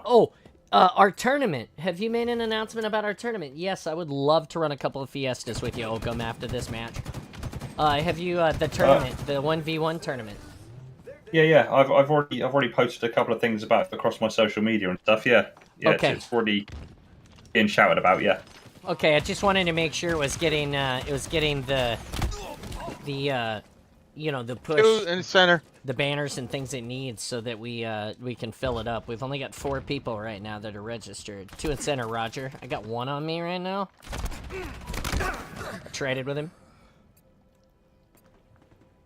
So yeah, that was one of the other things. There we go. I got that one. That was the important one. That was the most important one to talk about, I feel like, beyond cosplay. How's your cosplay going? While I've been sorting these videos out, it's kind of stalled, to be fair. Okay. I know you said you were working on the legs, and once you got the legs done, then there was going to be like a big thing. So I was excited to hear about that. I know you were working on. Last time you had reported, you had like a fully actuating ankle that was indexing and all of that stuff. So yeah, really excited to see what you come up with. And it's still literally sat on the desk behind me. I just, like I said, I just need to get it on and actually edit the video. I'm planning on meeting up with a couple of the guys who are part of Project Mjolnir, or some of the other projects rather, who are here in the UK, and actually getting like footage of the stuff they've been doing as well, so I can really start sort of putting out content and updates and about what's going on behind the scenes a little bit more often. Dude, that's awesome. Like I say, it's always an uphill battle to still manage to put content out currently, while also simultaneously finding the time to go and curate all this other content as well. Yeah, no, that tracks. Fuck it. I brought something in here, but I don't know where I put it. Maybe I left it in the house on accident. Scheiße. I was going to show you guys something really cool, but I don't know where I put it. I'll have to find it. I got my 405th ID badge today in the mail. I'll post a picture of it on my Instagram. But nice. I got it today. It's very official. I'm enjoying that. Yeah, it's a good day. Like I said, it's a good day. And I get to hang out with you. Is this the full Mjolnir build? No, this is a side project, actually. So, because Installation 00, because Martin has been so awesome and he spent so much time with me, and I've worked with him on his helmet project and some of the other things. He has watched me also grow as a streamer, as a content creator, as a cosplayer, as a friend, as a man, as a father, as all of the things. He's been here for a long time, right? For a couple years anyway. And yep. And so anyway, so I have inspired him through my journey to cosplay, and he's building his Fred suit with his Morgan helmet and his Gen 3 Mark 6 core, I believe is what you're building, right? The Mark 6 Gen 3 core. And then he's changing his pauldrons, and he's doing some custom work to make him more Fred. But, it's nice to be an inspiration to someone, because it makes me feel full-hearted that I have inspired people that I admire to do great things as well. It really does bring tears to my eyes, to be honest. It's a big deal.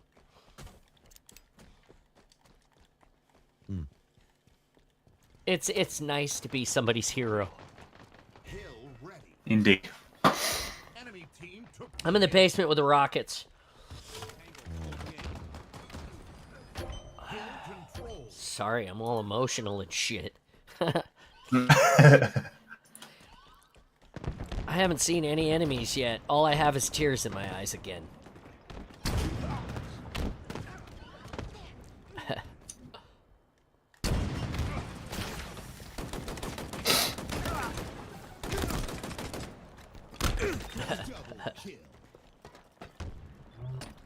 Currently working on a Mark 7.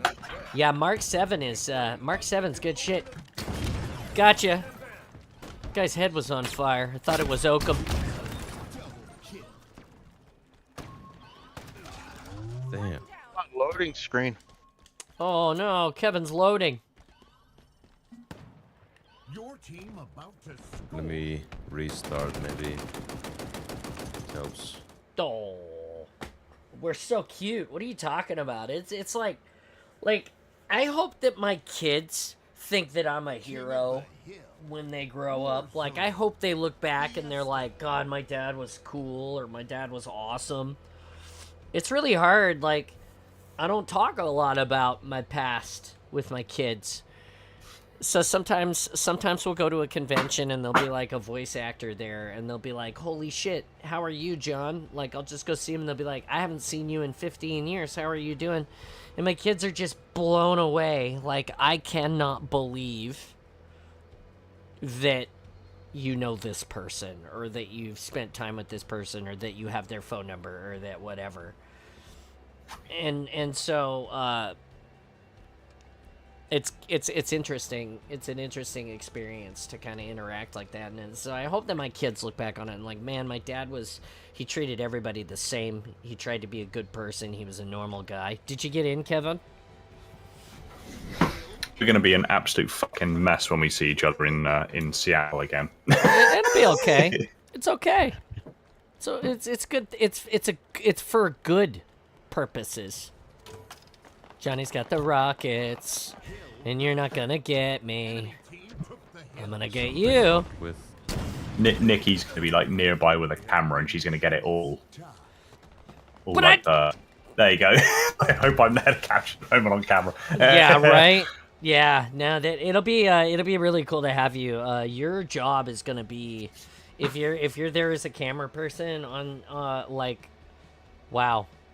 You're gonna be going nuts. I've spoken to Simon, and he obviously he's gonna be there again this year, and I know he's got he'll probably be doing the community table thing again, which is cool. But he also said that he'd slice some time aside to follow me around like Billy Big Bollocks again, like he did when we went to Brazil. Nice. So there'll be a load of content from that as well. So that's good stuff. I would love to have the opportunity for him to do something like that with me for a little bit. He's still got my cosplay video that he hasn't even. He says, I got so much good footage of you, I haven't even edited it yet. And I'm like, I love you, man, take your time. There's no hurry. I'm just grateful that people think I'm awesome. My goals for HCS this year are still, I would like to get the chest and the back of the suit reprinted and repainted. Yeah. And I sent those to you so you could thin them if possible. They're on my modeling software at the moment. I keep shitloads of stuff open at the same time. But yeah, I've been working on the back unit. Okay. To try to thin those walls out a little bit. Yeah, it's literally just cutting that back in and then obviously redesigning that setup for Oakham. I started with a weapon I had to reload. Zero and I'll share a brain cell. We got Kevin in now. Okay. So anyway, so what I was saying was before I got so rudely entitled with Oakham there. Oh, really? That was Oakham that I just beat to death. Poor Oakham. Yep. I'm dead.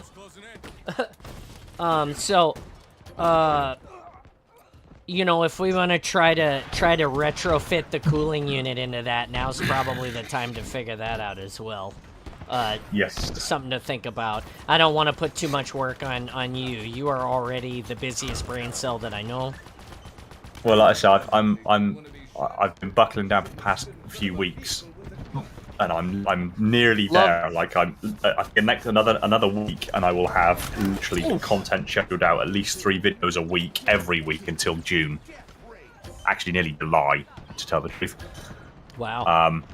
So then that will basically mean that like from here until nearly summertime, I'll have more or less an open schedule to better slowly curate new content to add and keep things going, but also to really buckle down on cosplay, Mjolnir, ODST, SPI, Marine, everything. Yeah. We need to get people to come out early the weekend before, because that's the Retro Portland game show. Simon said he's going to probably be coming out for that, so we're going to have that show to go with HCS. Nice. Hashtag I reached out to Unshek and let him know that I'll be I'll be coming out with both the real Mjolnir helmet, and by then the ODST helmet will be finished as well. So I told him that I'll be coming out with those two, and if he deems it appropriate to either pass me contact information for the relevant people, or to pass the information on to the relevant people, that will happen. And then if they want to do something in a official capacity with them, I'd be willing to discuss it. Yeah, that'd be awesome. I would also like to, again, I'd also like to get on the community content creation. I would love to be able to share the awesome from HCS Live. Like, I would happily take a couple hours out of my day to sit in front of a PC there and live react to whatever's going on and just stream. I think that would be so good for my brand. It would help it grow, and it would help me. It would help introduce me to so many more Halo people. Best bet there. I think if we perhaps reach out to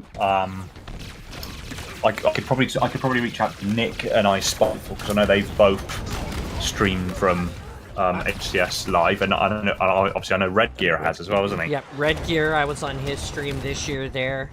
I sort of talked about that a little bit on his stream. He asked me about my big plans and where I wanted to go and all of that, and that was those are just some of the things that we spoke about, of course. But yeah, that's that's kind of one of my big goals. A little bit of network in there, just to see if perhaps you can figure out a way to strong arm Halo Studios into being like, oh yeah, sure, take this computer, sign in, and and do some fun. I'm gonna be there in my armor, right? So like, yeah.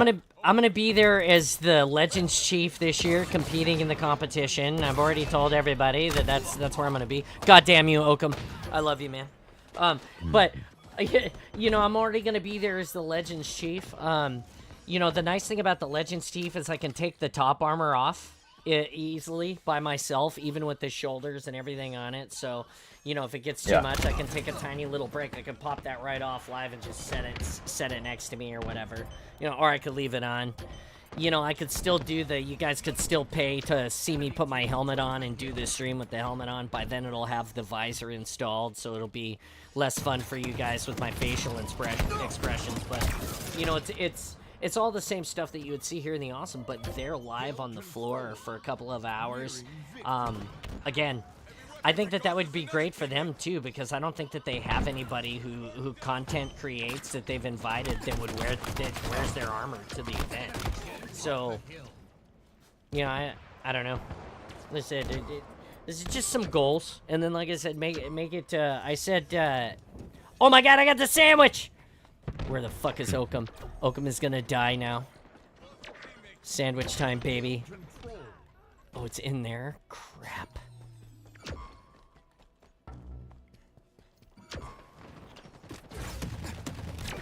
Oh yeah!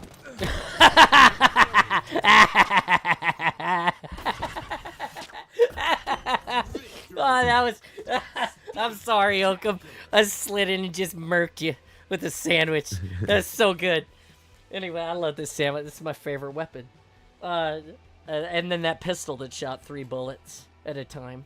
That's my new favorite pistol. Yeah, anyway, like I said, Zero, it would be really awesome. I feel like you should do something. You're such a big content creator. I know you don't do a lot of live, but I can't imagine not having you in that same space for a few hours would not be a big deal.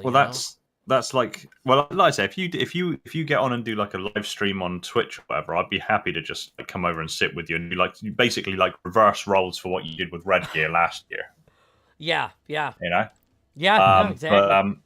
But let's say part of the thing with me reaching out to Unishek and letting him know that I'm coming with the real Mjolnir helmet and everything is because, like I say, we had conversation at the event in 2023 about the possibility of doing like an interview-esque kind of style thing on the community stage to talk about the helmet and the process and to showcase it. Mm-hmm. So you know, Yeah. if that is on the card still, if that's something that they want to look at, then yeah, I'll be up on the community stage and I'll be doing my thing. Yeah, no, heck yeah, it's awesome. Like I said, you know, as much as we grow together and get that content like, you know, elevated, it's a huge deal. You know, and then hopefully this year the judges will be kind to me and I'll win because fuck, man, last year I thought I was gonna win it. The year before that, I told everybody that I didn't have a snowball's chance in hell to win, and I finished 4th or 5th or something like that, and I was just like, so I fixed all that shit and went back this year and didn't win. Next year I'm gonna wear a completely different suit to the competition because I don't want to wear the same suit 3 years in a row for one. But you know, we gotta grow. We gotta try something different. Insanity is doing the same thing every time and expecting different results. So we're not gonna be insane today. We're gonna try a new suit this year. Nice. Hey, Oakham, are all the Easter eggs on this still? Yeah. This is not the firefight variant, so you cannot get like. Oh, okay. Whatever I it was. can't get the Marines. I can't go kill the dudes and take the power seed and all that. Okay, never mind. I'll be there. I'll be there this year, probably with either the Keys uniform or Lasky's uniform. Okay. So if we do that, we'll have to do like just some silly like YouTube short, Instagram, TikTok kind of content for lols. Yeah. So like that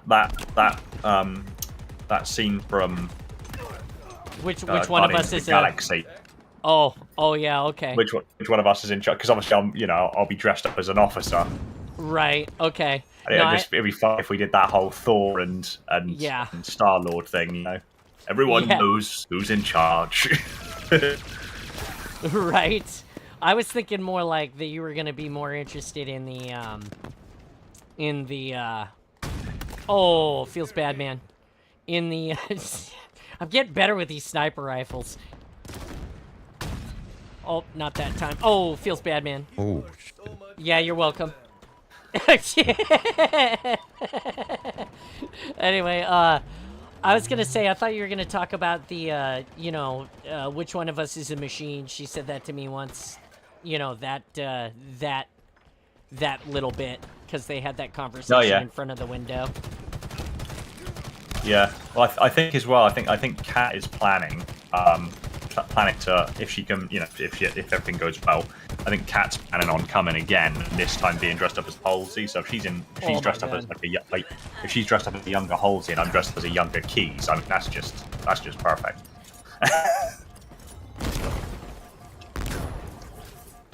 Be prepared to die. Oh no! I pushed a whole bunch of dudes alone, and I got smoked. So I just have to keep working on my like Captain Keys impression. Yeah, you gotta get a good Keys. Yeah, we went from ramming dudes to wait. I gotta get a skewer so I can skewer some dudes. That's Oakham predicted it. We're gonna make it happen.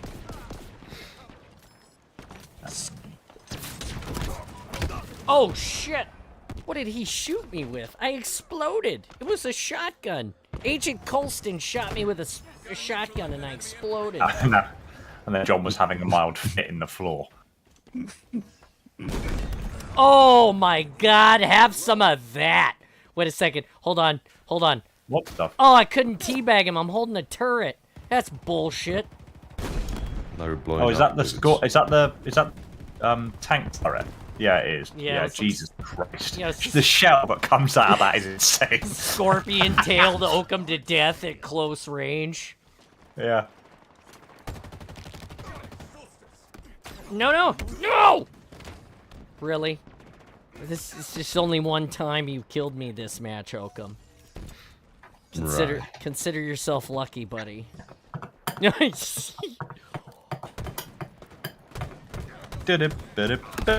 Oh.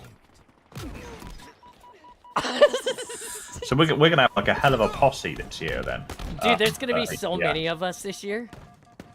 There's you, me, Oakham. Are you coming back? Yeah. Nice, nice. With I'm the guessing boys. Timo's coming back. We're gonna have Kat. If We're gonna have Nikki. If you're watching I- the stream, you missed it. I just showed you on the stream live. I'm guessing. Oh, what my thingy? Yeah. Yeah. I'm guessing Lena is your handler again. Yes. Unless you want to do it. You can handle me. I think both of our misses are already concerned about the level of intimacy in our relationship. Which Didn't your wife say that she was worried that I was gonna like kidnap you? She's worried that you're gonna lock me in like your basement and break my ankles, so I can't come home. Yeah. Look, not every American has a basement that they hide children inside. Okay, I'm a very normal guy. You just call me a child. That is not what I said. No, I was just making a statement. God damn it, Oakham! I Oh my. Zero. Yeah, exactly, Nicky, right? Oh my, yes. George Takei noises. Hello. I lost my train of thought now. Damn it. Yeah, John hides his kidnappees in a garage, not a basement. That's what that garage. Right, so that's what that is down the front of the property, and it's not actually like you're working on it to like get it into like a workspace and this. It's just where you keep the kidnappees. Except like at the end of 2025, the population of the kidnap garage will just be one, and that'll be me. Well, hey, look. The good news is there's a refrigerator in there and an arcade machine.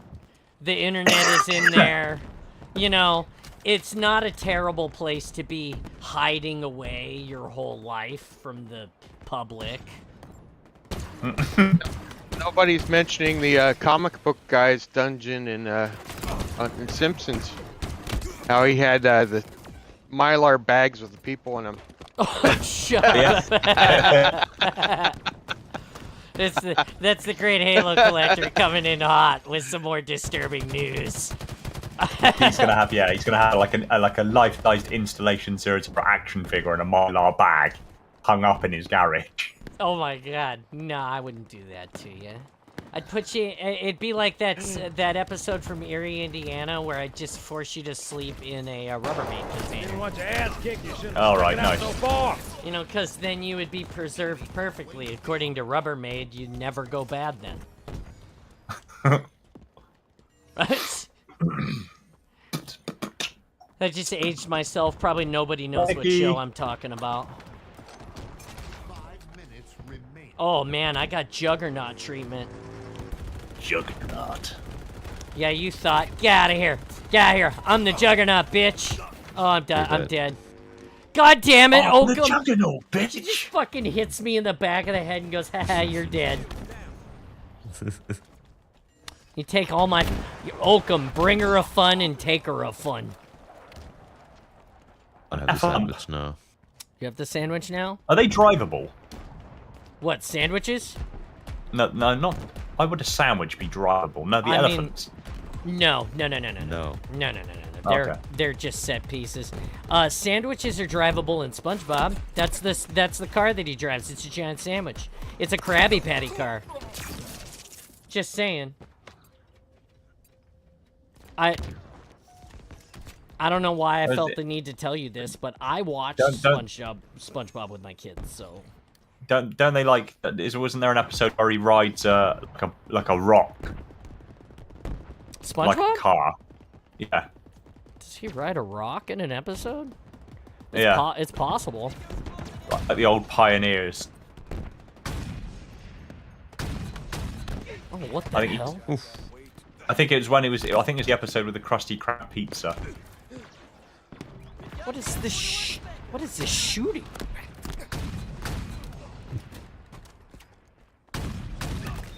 Whatever it is, it's kind of cool. I just no-scope that dude. Yeah, I'm not sure. All I know is that I am a goofy goober. Yeah, I'm okay with it too. Oh, there is one Easter egg on this map. At least it's the 00 logo. No, there's two. I'm looking at one right now. Go look at the 00 logo. I Phone did. call cosplay 405th. Yeah. It is, right? No!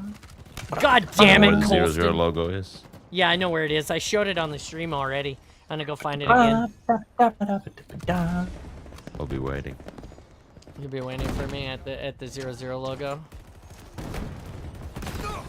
Hello, If I- installation. If I make it to you.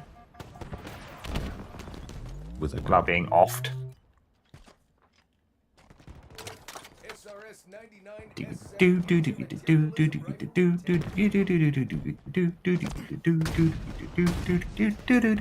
Here it is. See? Look at, woo! Whoop! Wow. I thought they'd make, oh yeah, they're all on me now. Such zero. All on me in the installation 0 basement.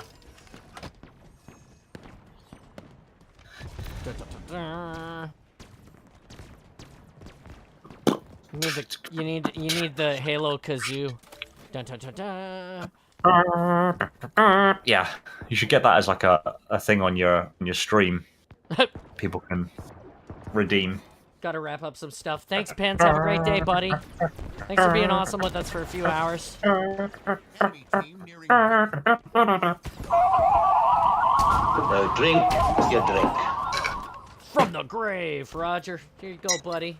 Thanks for being awesome with us, Grampus. How are you today? I'm gonna pop some tags. Oakham, when are you flying out? Now we're flying out to Worlds. Yeah. He hasn't figured it out yet. I don't know yet. Okay. The only thing we've figured out is the housing. You guys all Okay, staying in the same Airbnb again? I can't remember if we told John that on my return flight on the Monday after Worlds in 2023, I'd just gotten settled into my seat, and then Oakham walked past. Oh, did he? Yeah, and we greeted each other on the plane. Yeah. Oh, And, Yeah, I didn't know about that. That's cool. Yeah, Yeah, and our travel unexpectedly worked out. that's cool. And Yeah, then we and- all ended up and- being better friends afterwards.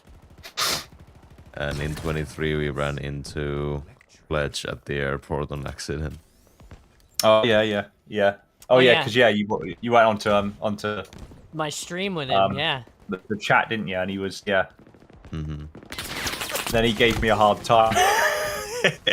Why'd he give you a hard time? He asked me like where was I this year, and I said that obviously I couldn't come because it was my son's birthday. I couldn't stomach being across Yeah. the world on my son's birthday, and he just went, no, that's no excuse. It's not acceptable. Like, okay, cheers. man. Oh. Did we just You have just a go banana hack- in our party? Just gotta bring the whole family next time. Probably wouldn't go very well, to be honest. Both of the kids have additional needs, so yeah, don't think that would work too well. They're not ready yet. Yeah, they're still very young. I mean, being on a plane for 10 hours is a kick in the nuts for anybody, let alone like a 6 and a 9-year-old. Well, so here's how we fix that. You buy an airplane, and then you employ your pilot buddy to fly it for you.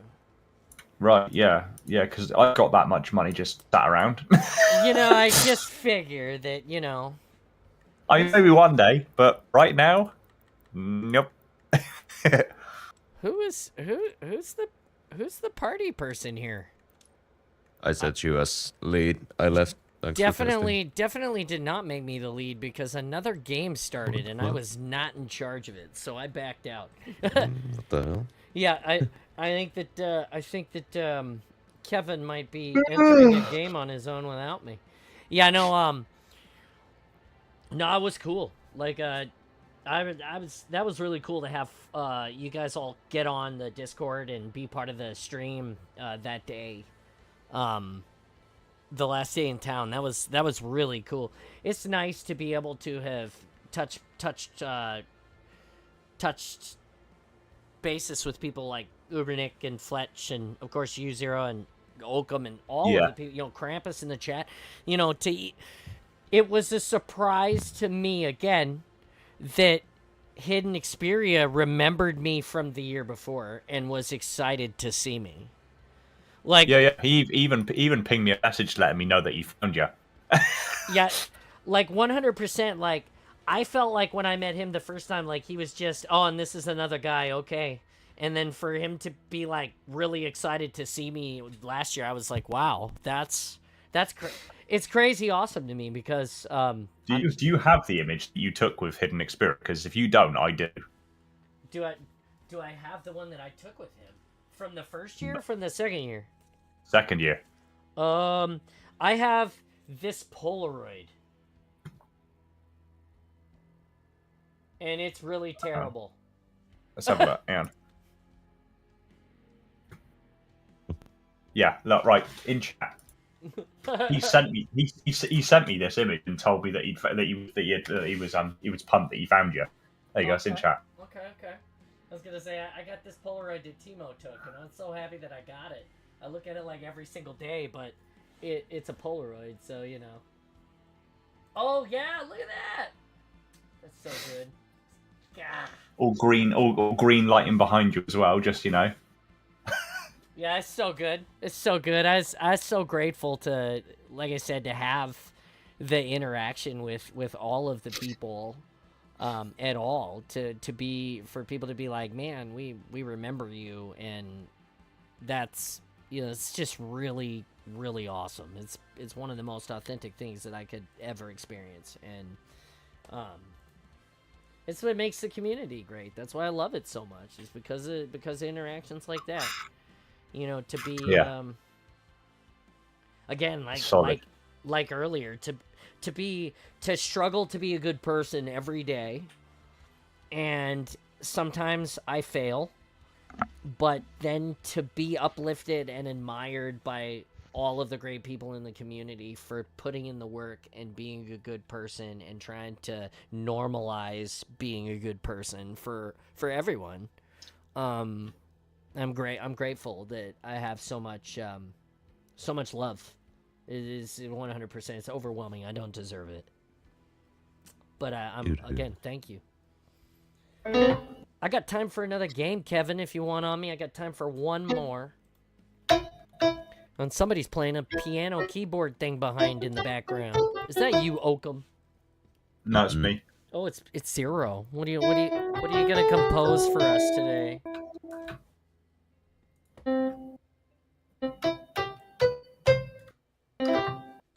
Like a good neighbor, Johnny is there. It won't let me join you. I'm sending you an invite. That's weird. It should have let you join me. Here you go.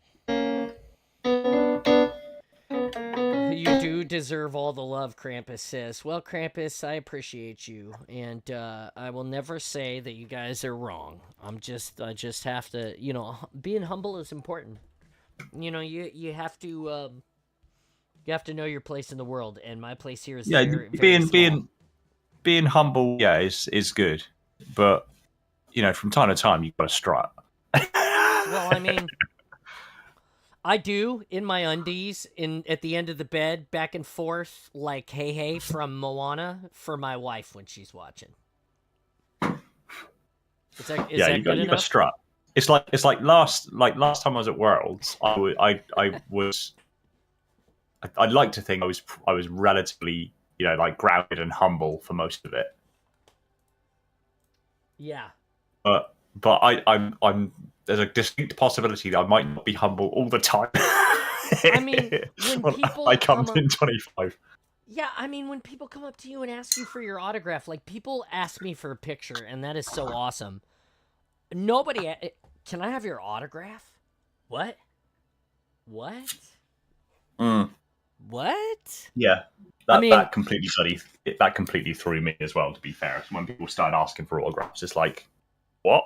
Well, you know, because to them that's priceless. That interaction, like you know, I always stop when if I'm at a convention. I tell my wife, whoever's handling me at the moment, if my wife's off doing something, there's a person always that is like checking on me, like, do you need a bottle of water? What do you need, Chief? You know, what do you got? I'm the Master Chief. They care a little bit more, I guess. I don't know. Or maybe they're this nice to everybody and I'm just oblivious because I'm, you know, wrapped up in my own whatevers. But the point is that, you know, I tell anybody who's I'm like, if you see a little kid and they want a picture with me, make sure that I know so I can take a picture with them. I will always stop for a little kid. Doesn't matter what it is. Like, Yep. Kids are most important. Like, even if it's like a whole big 405 picture thing, I'll be like, guys, I need to bust out of this picture for a minute to take care of this kid, and then I'll be back. Like, you know, I'll miss out on a bigger event for the kids, because the kids are like, you know, They light up. Yeah. yeah. Well, you know, you never know.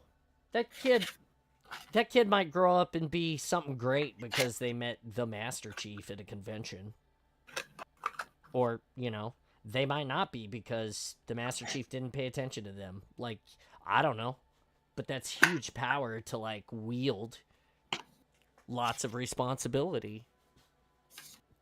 Bringing in the young and getting them interested in the hobbies and our interests is important, because without them, there is no future for any fandom. Yeah. Exactly. Yep. We gotta keep everyone engaged and included. It's important. People want to be part of a community that allows them to grow with it. Hmm. Yeah. The unfortunate reality about that, though, is the backside of the hot take is that means that older people like me need to stop gatekeeping the community so much. And I think that that's really something that we've done when we separate ourselves from the TV series. I feel like we gatekeep Halo. And I don't know if we should be doing that. Hmm. Hot take. More kills, more. You know? It's hard to say, isn't it? Well, it's really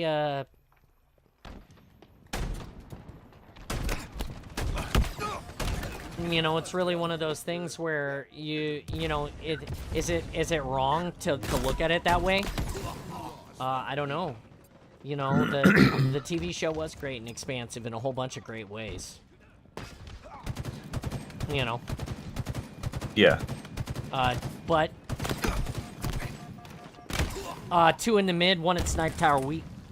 But it's you know, but it wasn't what we wanted. But it could never be what we wanted exactly. If we're logical and we're reasonable about it. If we take our emotions out of it. You know, everybody wants to be the chief. Paramount's not going to put you in the suit. That guy just jumped to his death, and it was great. Yeah, it's kind of like that, right? So, you know, I don't know. I don't know. I hope that Netflix does something great with it, and that Pablo gets a second shot to make it better, because I know that he's really excited about it, and he should be. They just signed up for restreaming it. They're not producing anything. Oh, that's a bummer.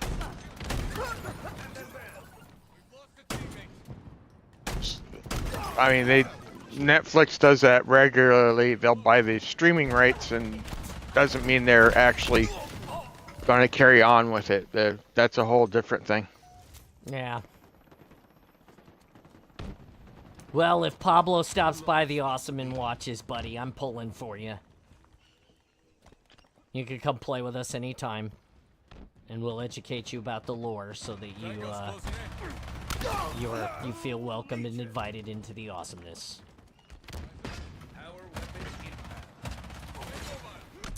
If he actually showed up, I'd shit my pants. Seriously. I literally would. I still, even now, I still talk to him fairly often. And Yeah, he's a really sound guy. Really, really nice guy. I'm sure he is. He's done a lot of good acting and a lot of stuff. And you know, like I said, I don't blame the chief on him. It's not his fault. He did what he could with what he was working on, and or what he was working with, I should say. But one here. I'm dead. But you know, like I said, that show. I should like editorialize this one day, like just do a little short video or something about it. Maybe like write down what I want to say and try to put it out like eloquently. But you know, as a veteran who experienced war in a very authentic and real way, the show did a really good job touching on some things that I did not know that I needed to think about. Like, forced me to think about some war things that, you know, I don't know if I was ready to think about them. Like, you know, my wife, you know, I went through cold sweats. There were tears. There was a lot it forced me to deal with in a pretty interestingly different way. Like I said, I can't even explain it. But it felt better, you know. It wasn't necessarily the Halo that I grew up with, but it did help me deal with some of those things in a different way, and I thought that was good. Absolutely, yeah. Gotcha, bitch. Yeah, it was a blue spider. I'm dead. Yeah. I'm going to say this: how much does the TV show actually differ from the machinimas like Red versus Blue? Well, I mean, so you know, I understand that, but that's community content. I think that the issue that you're running into here, Krampus, is that when you talk about the Halo TV show, that is not community content. That is licensed, produced, diluted to its essence of importance so that it can be absorbed and profited on as great as possible. So it's no longer at that point about, to me, it's no longer at that point about, you know, and I feel like I can speak on this because I watch shows like, I watch Star Trek, okay, and Star Trek has some fan-created content, like Star Trek Continues, Star Trek Phase 2, and then, of course, Star Trek Axanar, which is a current piece of content that's not completely finished yet, but they're still working on it. There's still one in the basement. And so those are fan-created. They're crowd-funded, they're produced, they've got great cinematography, they have some actors that are from the original show.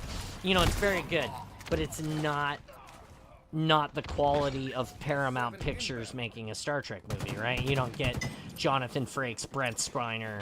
You don't get William Shatner. You know, it's a very different level of production, if that makes any sense. And that's why I feel like, you know, if a community creator were to grab a hold of it and make something, I always go back to that tiny little film. I want to say it was a Blomkamp film. It was before one of the games. You know, they're like driving the Warthog and fighting the brutes. The Banshee flies by. They like hit it with a spider grenade. That one. You know, so yeah. You know, that had great production value. That was not like, you know, again. And so when you go to something like Paramount Pictures' version of Halo, you immediately run into this place where we have a real production. We're not just making a game. It's not just the rule of cool. We're not making a short that contributes to the game. We have to build an entire world. And although we have a whole bunch of books and stuff, I guess you could look at it the other way. How much did it cost George Lucas to make the prequel movies? The episode 1, 2, 3. In comparison to episode 4, 5, 6, the original movies, right? So,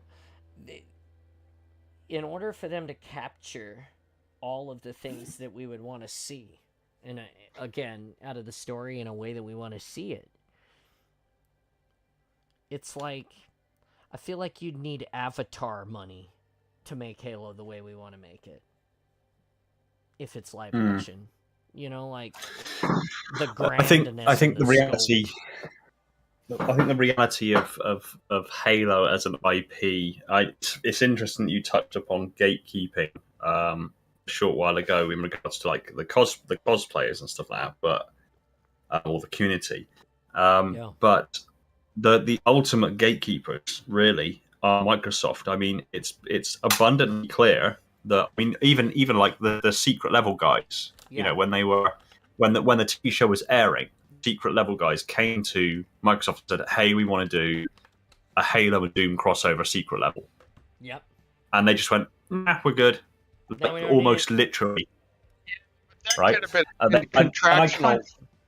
I kind of get that. I kind of get it, because it's like, you know, at the same time they were airing their own TV show. You know, they didn't want to muddy the water and this, that, and the other. But it's also abundantly clear that Microsoft for a very long time now has been very, very possessive over Halo as a franchise, extremely possessive, to the point that, from what I've managed to make out with my conversations with Pablo and with loads of other people who are involved with both the TV show and just like the wider narrative for Halo itself. Yeah. One of the big problems that people who are coming from the outside experience when they're trying to do something with the Halo franchise is Microsoft gatekeeping so much about Halo to such a point where any creative freedom, so to speak, is almost shot down. Or if it's too close to the mainline story of the games, Microsoft are really finicky about it. If it's too, that's why the movie never happened. You know, they had all the props. Weta Studios down in New Zealand had all the props made. They did Halo Landfall as kind of as an advertisement campaign for Halo 3, but also kind of almost screen test for making a Halo movie. And it ultimately didn't go through because Microsoft were too gatekeeping, which is they were gatekeeping Halo to a point where really no real progress could be made on a script, no direction could be settled upon. So eventually the project was abandoned, and then as a consequence, Neil Blomkamp ran forward with the props that he did have and reappropriated them for District 13. Yes. Yeah. So, and that seems to be the same problem that was encountered with the Halo TV show. I mean, it was in pre-production for nearly a decade. Yeah. While they were trying to figure out what they were going to do, and it was only like once they were finally decided, okay, well, this is what we're going to do. You know, this is what we're going to do. You know, this is the direction we're going to take it in. It's going to effectively be an entirely different timeline, so to speak. It's been almost like an alternate universe, parallel universe. Right as they were about to start recording, obviously the pandemic hit and everything went into lockdown. Made that slowed everything down even more. Yes. So it seems abundantly clear that the major issues that we seem to be periodically running into is Microsoft gatekeeping Halo to the point of its own deficit. Right. And really, like that needs to stop. Yeah. Because yes, Halo games are great. We're getting them less and less often. The track record for the games that we're getting, they're arriving to us in more and more incomplete states. Correct. You know, the hope is that Halo Studios have sorted their shit out and are going to deliver us a product that's ready to go out of the box, and it's going to be awesome. I hope so. And then hopefully we can start to move toward Halo being great once more. But then still, we still run into that roadblock. If they don't, if they're going to continue to keep Halo, we're still going to continue to get poor quality adaptations, poor quality products. You know, until such time as they just chill the fuck out and let people explore Halo. Here's the problem. Needs playable elites. Go on. Go ahead. Microsoft inherently is a bureaucracy of red tape, and anything that happens anywhere in the Microsoft corporation from video games to any product is a nightmare. And so I don't think Microsoft is capable of letting go and allowing Halo to develop without the beast, which is Microsoft and its red tape. Well, the interesting thing about that, and we'll end on this bombshell because the awesome must go on. I will of course be available the rest of the day in the Discord, but I think the other thing is that Microsoft needs to realize together that, you know, they're not doing very much to embrace the community either, and the community has carried the mantle of this game for them the entirety of the time. Like, without us, this game does not exist. It does not make it. And so I wish that they would embrace that a little bit more and listen to the community. Listen to what the community wants. I think we've all wanted something pretty consistently the same. And they could do a better job trying to find us in the middle on that one.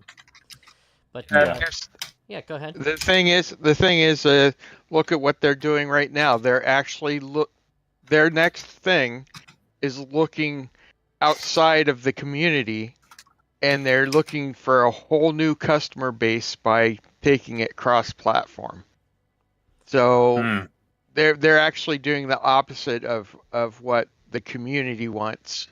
Well, I mean, but I understand the cross-platform jump. Again, that is to increase viewership, to increase intake of your product, to increase knowledge.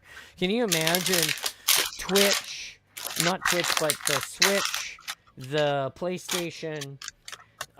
You know, it's already available on the Stream Deck. Maybe we get a VR version someday. Can you imagine the amount of additional new blood that comes immediately to my channel, to Martin's channel, to, you know, it's not all bad.